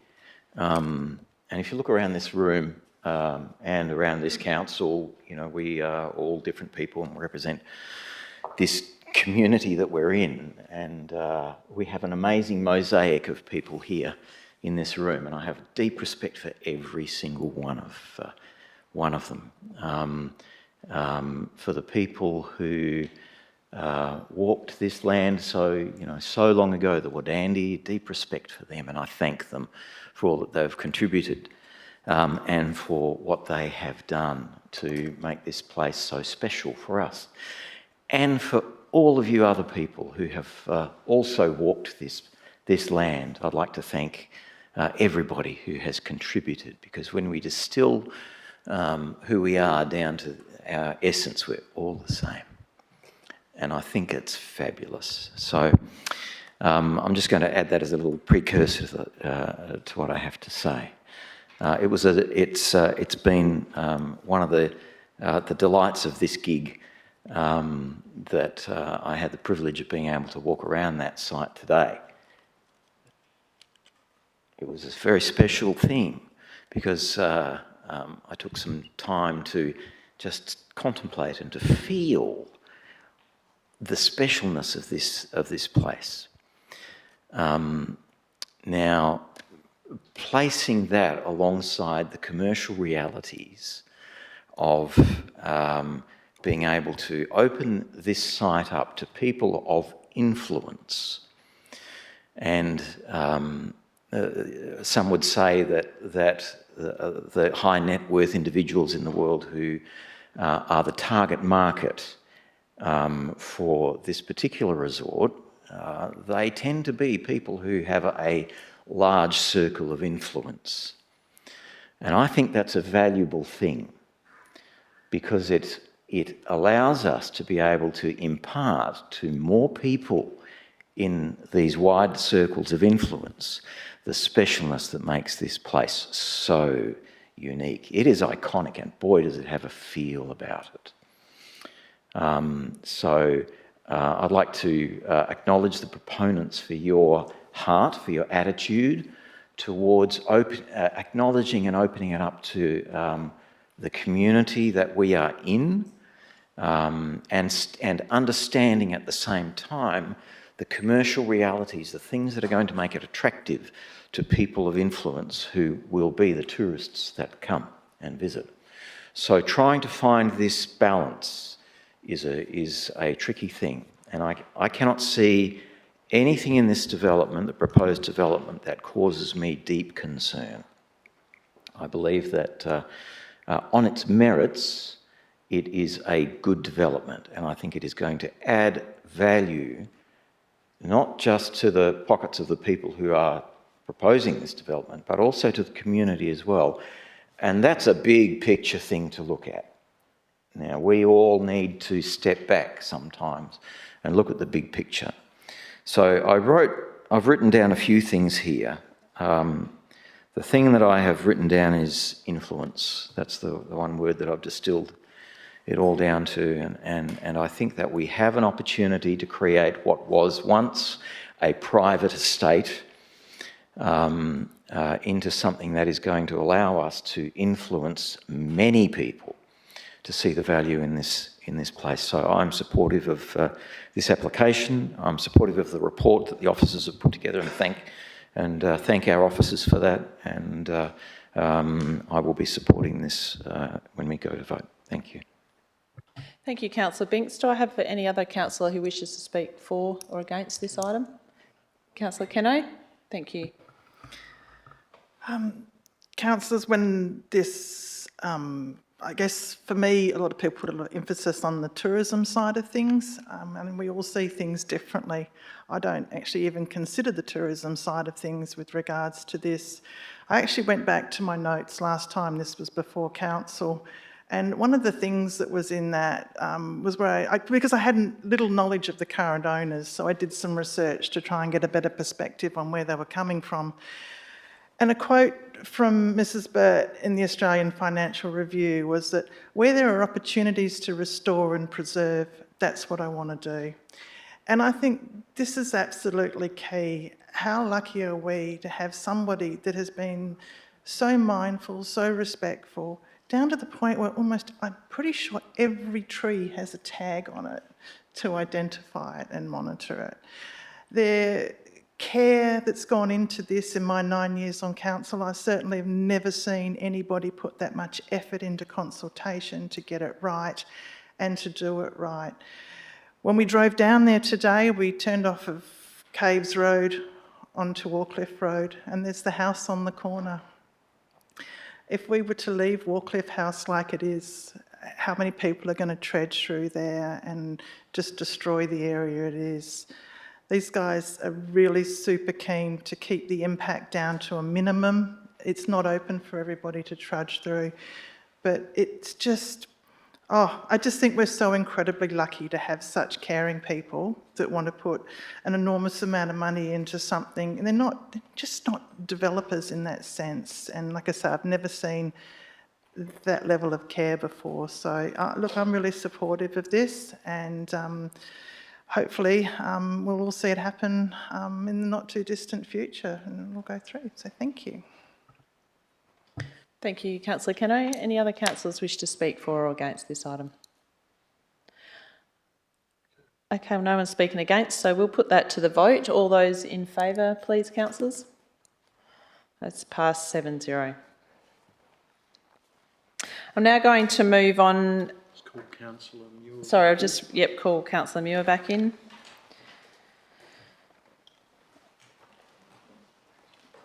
Councillors, we're going to move on to item 11.3.3, outcomes of the general meeting of electors.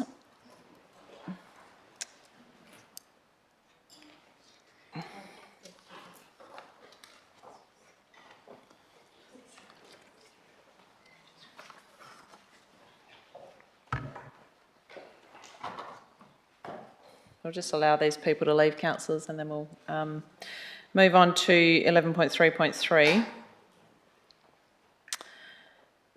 Now, we have an officer's recommendation,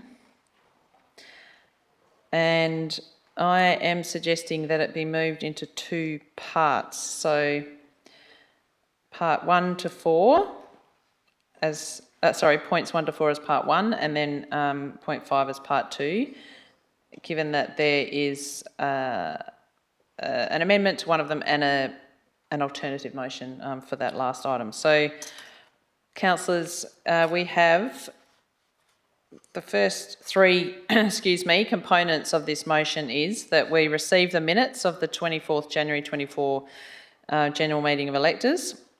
We note the acceptance of the 22-23 annual report and the audited financial statements, which also occurred in that meeting.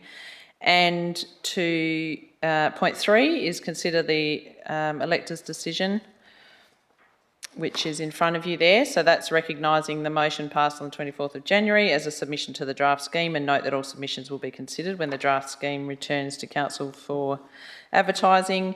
And then in terms of point 4, that is that council initiates the development of an economic development agricultural policy document with the objective of providing guidance and information to inform future council decisions. This document will focus on the trends, infrastructure profile and sustainability of commercial farming throughout the entire Shire and act as a supplement to the Shire's local planning strategy 22 and associated schemes. So, councillors, to get this on the table, I need a councillor to move this, please. Councillor Muir, and a seconder. Councillor Earl, I wish to propose an amendment to point 4, a minor amendment, and that is just to remove the word commercial. So it would read that council initiates the development of an economic development agricultural policy document with the objective of providing guidance and information to inform future council decisions. This document will focus on the trends, infrastructure, profile and sustainability of farming throughout the entire Shire and act as a supplement to the Shire's local planning strategy 22 and associated schemes. Do I have a councillor to second my amendment, which is just to remove, so Councillor Muir, so that's to remove the word commercial. Could we have the words for your amendment on the screen, please? Excuse me? Sorry, what was the question, Mr Binks? I'm just wondering if we could have the words to the motion with your amendment on the screen. So the full amendment, I'll just ask Clara to just post that in there so we can be clear.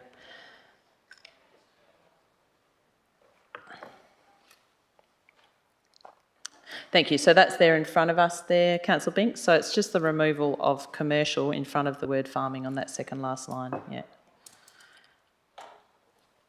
Okay, I don't need to speak to that. Councillor Muir? I'm fully supportive of this motion. I think that agriculture is an essential and, I guess, core part of our Shire's identity and history and future economic prosperity. And I really look forward to having an agricultural policy that encompasses that. So, yeah, thank you. Thank you. Sorry, I will retract my intention to not speak, and I would actually like to say something to this. Just in regards to this amendment specifically, I'll talk to the substantive motion when I get to it, but just as an explanation, councillors, just not narrowing the scope of this really critical document that I think we've needed for a long time, to be honest, and that we have talked about. So I just, don't want to narrow the scope of it to just commercial farming. That, of course, is a part of it, but largely farming all throughout the Shire. So therefore, that is my amendment, the reason for that. Thank you. Does anyone else wish to speak against or for this amendment? We'll put it to the vote. All those in favour? Okay, that's carried 8-0. So that now becomes a part of the part 1 that we're considering. So we've got 1, 2, 3 and 4. Now we'll deal with this, that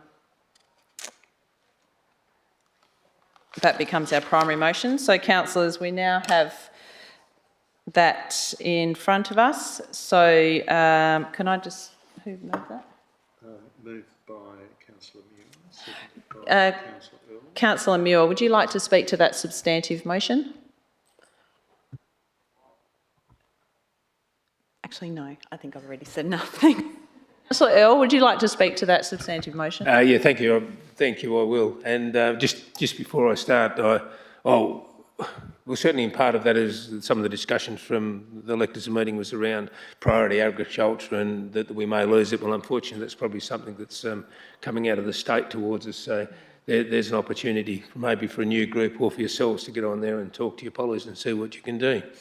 But the other thing that I think that some of you out there doing, and excuse me, councillors, while I address some of them out here for a moment, is that while some of us got a little bit of agricultural farming background, those links are actually pretty tenuous for us.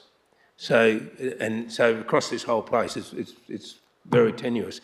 So my suggestion to some of you, and particularly some of you younger blokes or young ladies out there who are in the agricultural sector, you need to probably look to put your hand up to become a councillor. It's about 18 months' time for you to do that, but you actually no, I'm actually serious about this.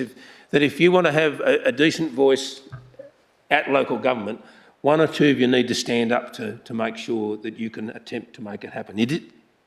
It's not easy, but quite a few of us, you seem to be starting to get involved in perhaps the ag politics. And I know Brad over here, his old man's been heavily involved in it and all the rest. And there's some others who could probably get themselves involved. But that's what you need to do to play the part, because otherwise all you get is effectively all us townies making decisions around what you want to do. So, and other than that, I'm supportive of the rest of the motion. I'll leave it at that. Thank you. Thank you, Councillor Earl. Does any other councillor wish to speak for or against this motion? Councillor Kenno?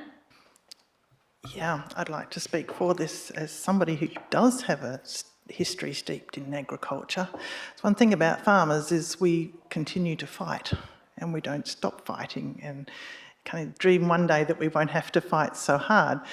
But what I wanted to acknowledge was this electors meeting that just passed was, I can't tell you what a pleasure it was to sit through that. They were really well thought out motions. They were executed really well, and it was all orderly and just came across beautifully. So that's a credit to everyone involved in that. I think you got your point across quite clearly. You want to be heard, and that's fantastic. And, in my head, it's always farming first. But sadly, we get walked over by a lot of other things and get pushed to the background. Without farmers, we wouldn't have our clothes on our back. We wouldn't have just pretty much anything. So we really need to respect those that we have and do the best we can to support them. So I think, having documents here that support that and acknowledge that and being able to work with farmers more closely is of the utmost importance. So well done to everybody that's been behind this, and I hope that all the councillors will support it through and that we can see some changes. Thank you. Thank you, Councillor. I will also make a few comments, and I thank you, Sam, for reminding. If you want other people to speak, you can't because you closed the debate. Oh, okay. Oh, sorry. Did anyone else wish to speak for or against this motion? Now you can close the debate. Thank you, CEO. I will close the debate, and I fully support this motion in its entirety. I was just about to say thank you, Sam, who's left now, but reminding Council that 35% of the land mass in our Shire is in fact zoned is agricultural land, and that's important to remind us and to recognise that. I'm fully supportive of an ag policy to guide us into the future, and I agree there can be a perception of disconnect, and there genuinely maybe is a disconnect from what is really going on in the rural sector and what are the needs of the agricultural community, and I think Council needs to be to plan around that. And so, yeah, I'm fully supportive of this. I'm encouraged that there was such a great turnout at the general members, the meeting. That was really great for you all to come in. And also in regards to the local planning scheme consultation process, I'm really pleased that we're going to be really well informed with lots and lots and lots of submissions around this and lots of other matters. And Council needs to clearly give that, very good consideration before we finalise that process. So I'm fully supportive of this. Let's put it to the vote, please, councillors. All those in favour? That's 8-0. We're now going to deal with part 2 of that motion, so we'll get it on the table. And we have, it is the number 5, not to confuse things, but it's part 2, and it was number 5 of that original motion, which is the officer's recommendation is to acknowledge the Lower Southwest Grower Group as a reference group representing commercial farmers and engage with the Lower Southwest Grower Group during the formulation of plans and projects which impact the rural community. Do I have a councillor to move that motion, please? Councillor Christofanini, and a seconder? Councillor Binks. I wish to put forward an alternative motion, a foreshadowing and alternative motion, and that is, that you've all seen that the Lower Southwest Growers Group be recognised as a stakeholder whenever the Shire is seeking consultation or submissions on rural issues, policies and projects which impact the rural community. So, do I need a second before I explain the reason? No, you foreshadowed it, so you have to debate the substantive motion, and then if that's failed, then you move your foreshadowed motion, which you'll need a seconder for.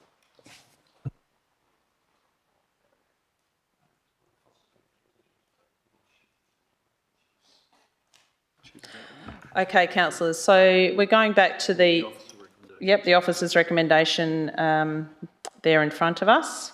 So, Councillor Christofanini, would you like to talk to that? Yes.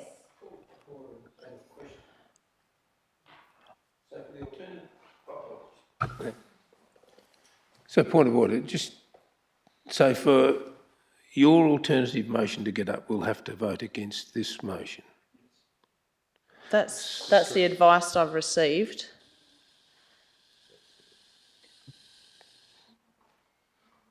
So why don't we just add that as either as an amendment or just add it as a second piece on the officer's recommendation? Sorry, it's substantially different. Sorry, I think the advice is actually that we will deal with the alternate motion.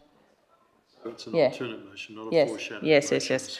So, yes, you're right. That's okay. You're right, Councillor Earl. We're going to deal with the alternative motion. If that falls over, then we go back to the motion that was on the table. So, we have Councillor, You've moved it.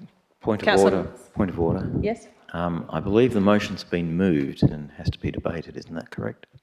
No. So once my understanding is once that primary motion was on the table and seconded, it's then an opportunity to propose an alternative.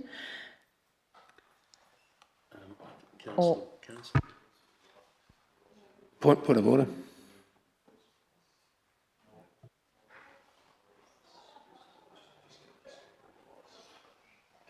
Point of order. Councillor Earl? If Perhaps we could ask if the movers and the seconder of the first motion withdraw their motion. Okay. We then don't get any further. If they're happy to do that. Okay, my apologies, councillors. And sorry, people in the gallery, you can't participate in this process. This is for council to work out. Sorry, it's a little bit messy, but we're getting there. Right, councillors, I'm proposing those that moved and seconded that motion in front of us. Are you willing to withdraw your move and second for us to deal with the alternative motion? Are you agreeable with that? Is that a yes, Councillor Binks? Okay. Thank you, councillors. Yes, Councillor Christofanini seconds the alternate, and we have Councillor Muir as moving the alternate motion. Okay, so now we're going to deal with this, councillors. Councillor Muir, would you like to... Now, as a matter of process, we do need to record a reason for an alternative motion. So just sometime during your debate, at some point we need to mention that in our motion. So Councillor Muir, thank you.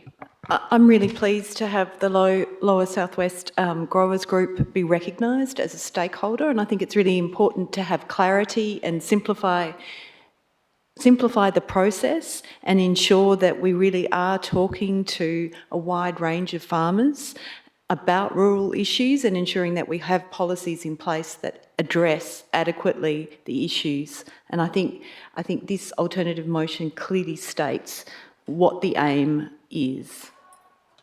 Thank you, Councillor Muir. Councillor Christofanini, do you wish to speak? Yes, I welcome the Lower Southwest Growers Group identifying themselves and putting themselves forward to participate in this process.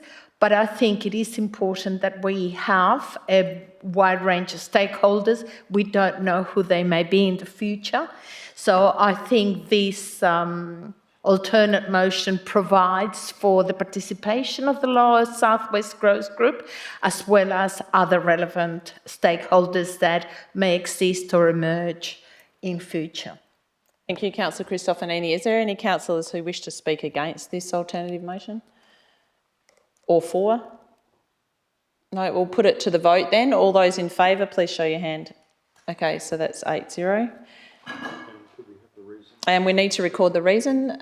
So my summary from your discussions, councillors, is that council should consider a wide range of stakeholders when consulting. No, a wide range of stakeholders. So not just the Lower Southwest Growers Group. That was the intent. Yeah.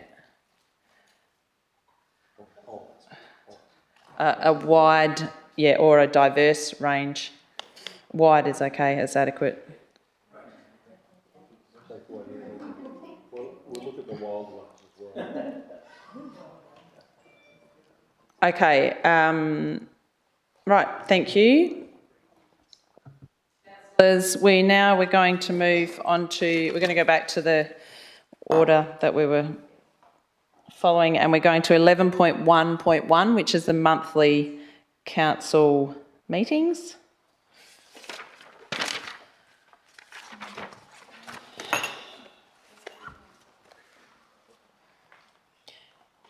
So if you can just clarify for the gallery. Yes.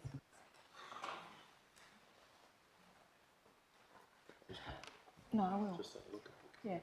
Yeah. Just for the purpose of the public, in regards to those motions that we just passed, they have all been passed as they were. So that item's concluded, just for your information. Yep. Okay, so now we go to 11.1.1, which is the monthly council meetings. And councillors, we have a motion in front of us to consider. Do I have a councillor, yes, Councillor Muir, to move that, and a seconder, Councillor Christofanini. Councillor Muir. Councillor Christofanini. I am very enthusiastic about trying this new way of being more efficient in our meetings, and so that we don't cause our administration to do things many times over. I think it's a good way of moving forward. I think we should give it a try. I'm also hopeful that it's going to encourage greater level of participation from our community. So I commend this to you, councillors, and I'm going to be voting for it. Thank you. Is there anyone else who wishes to speak against this or for this motion? Let's put it to the vote, councillors. All those in favour? 8-0. That's exciting. Okay, so we're now moving on to item 11.2.2, which is the review of Capes Region boating strategy. I believe there was an interest in a procedural motion here. Councillor Muir is moving a procedural motion to defer this item for a further council briefing. Do I have a seconder for that procedural motion? Councillor Binks. And we don't debate this, councillors, we just vote on it. So all those in favour of deferring this? That is 8-0 carried.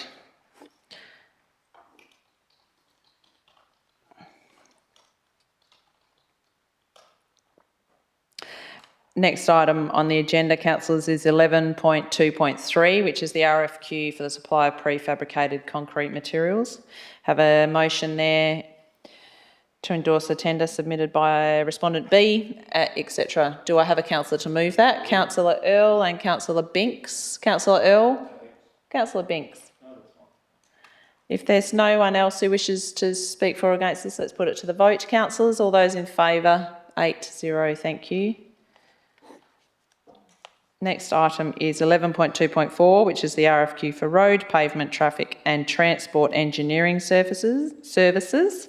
Do I have a councillor to move that? Councillor Binks and Councillor Boland.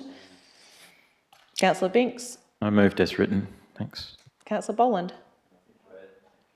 If no one else wishes to speak for or against, we'll put that to the vote. All those in favour, please, is 8-0. Thank you. Councillors, we now have item 11.3.1, list of payments for January 2024.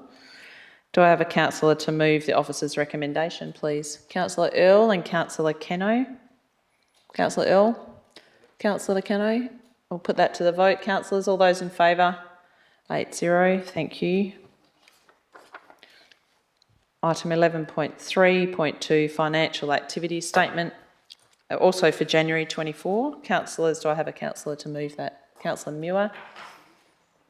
And Councillor Earl seconding. Thank you. Councillor Muir. Councillor Earl. Put that to the vote, please, councillors. All those in favour? 8-0. Thank you.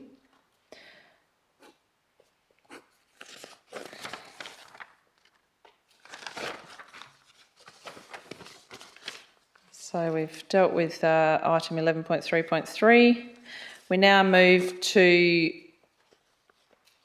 motions from members, of which previous notice has been given, and there is one from Councillor Muir. Councillor Muir, I can hand that over to you. Thank you. Sorry, I will just get a seconder. I'm assuming you're going to move it? Yes, and do I have a seconder of Councillor Muir's motion? Councillor Binks?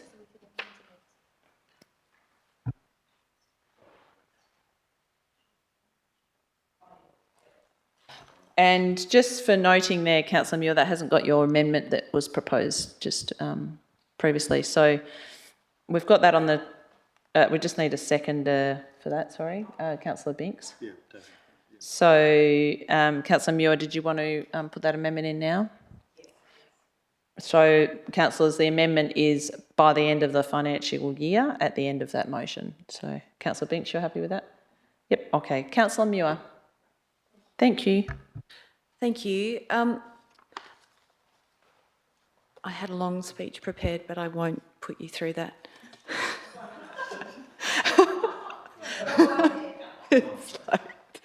Okay.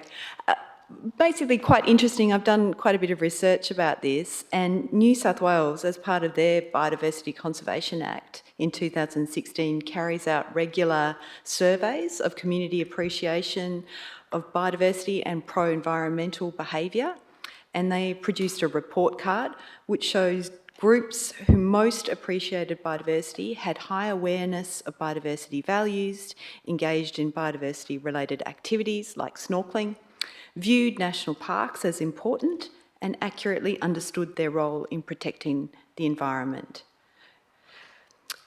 Equally, international research indicates that attachment to place or just loving a place is not enough to result in people taking personal responsibility for caring for that place. And I thought that was quite interesting because I do feel we often say, oh, people love the place, but it doesn't necessarily result in people picking up their dog poo, right? And people need to understand the natural values, they need to understand the consequences of human impact, and equally they need to experience those values.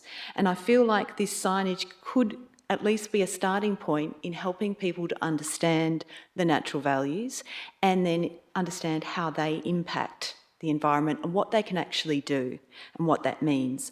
We all know that this area and this place has a millennia of rich Wardandi history, and I think it would be really important to share that and those stories of connection. We have unique creatures that live here, blue gropers who live up to 70 years that are still here, and leafy sea dragons. I think we need to share that and acknowledge that. Sanderlings who fly from Siberia to fatten up here. All this way they come. I'm so excited to share that with people. And I think we need to encourage that feeling of stewardship where everyone who's lucky enough to call this place home, even if it's only for a night, walks softly and knows how to care and give back. So thank you. Hopefully you support this. Thank you, Councillor Muir. I've just got a question, sorry, Mr Binks, before you speak. Is the reason that Coramup Bay is not in there because we're already dealing with that? Yes, apologies for that. It was indicated in the staff report that DBCA are looking at putting in signage already, and to ensure that we're not duplicating, work. It's really about trying to be effective and work across tenure. Yeah, and hopefully we can have that continuity and consistency of the three bays. Okay, Councillor Binks. Thank you, Ms Meldrum. Earlier on tonight I talked about spheres of influence and plugging into those spheres of influence. And I think that this goes hand in hand with that, educating those people who come here and then go out there and say, wow, what an amazing place. So good on you, Trace. Councillor Muir. I appreciate the fact that you put this motion together because I think it's good thinking. Well done. Does anyone else wish to speak against this or for this motion? Councillor Boland. I'll just speak for it briefly. It's a very good idea that we're doing this. Thank you to Councillor Muir for bringing it forward.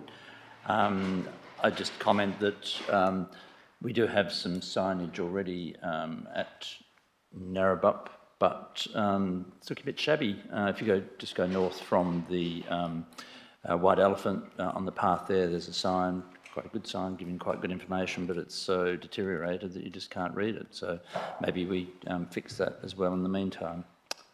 Thank you. Thank you, Councillor Boland. If there's no one else who wishes to speak, put that to the vote. All those in favour? That's carried unanimously. Thank you. Item 13, motions for consideration at next meeting. There are none as far as I'm aware. Item 14, new business of an urgent nature. Councillors, we have none for our members, but for 14.2 from the CEO, we do need to move a procedural motion to accept this item as urgent business. So I'll have a councillor to move that. Councillor Christofanini and Councillor Boland. There's no debate over this. So all those in favour?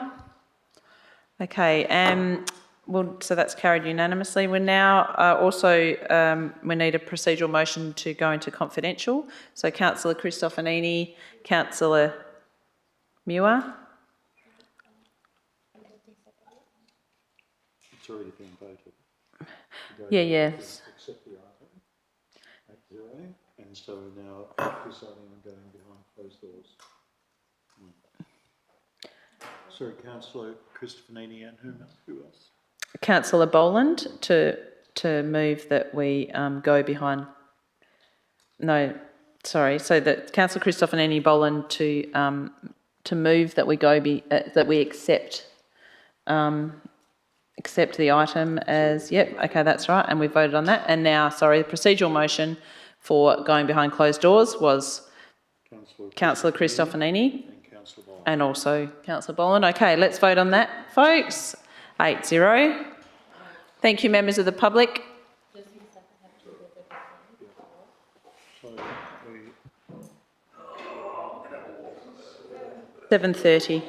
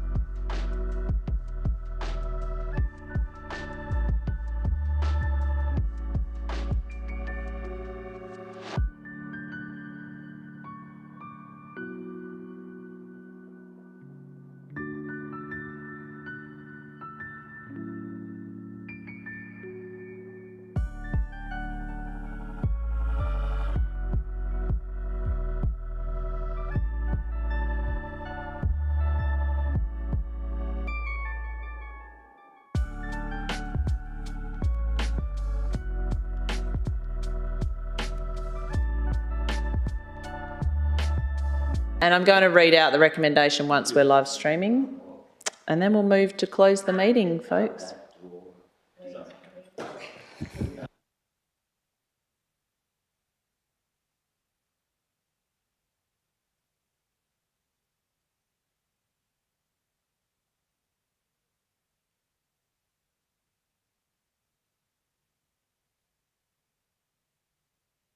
Okay, councillors, we're back online. So I'll just read out that motion that we just passed in confidential, which was endorsing the appointment of independent selection panel member Paul Kelly to the CEO selection panel. Carried. Carried 8-0. Thank you. Now we move to close the meeting at 7:38. Thank you, everybody.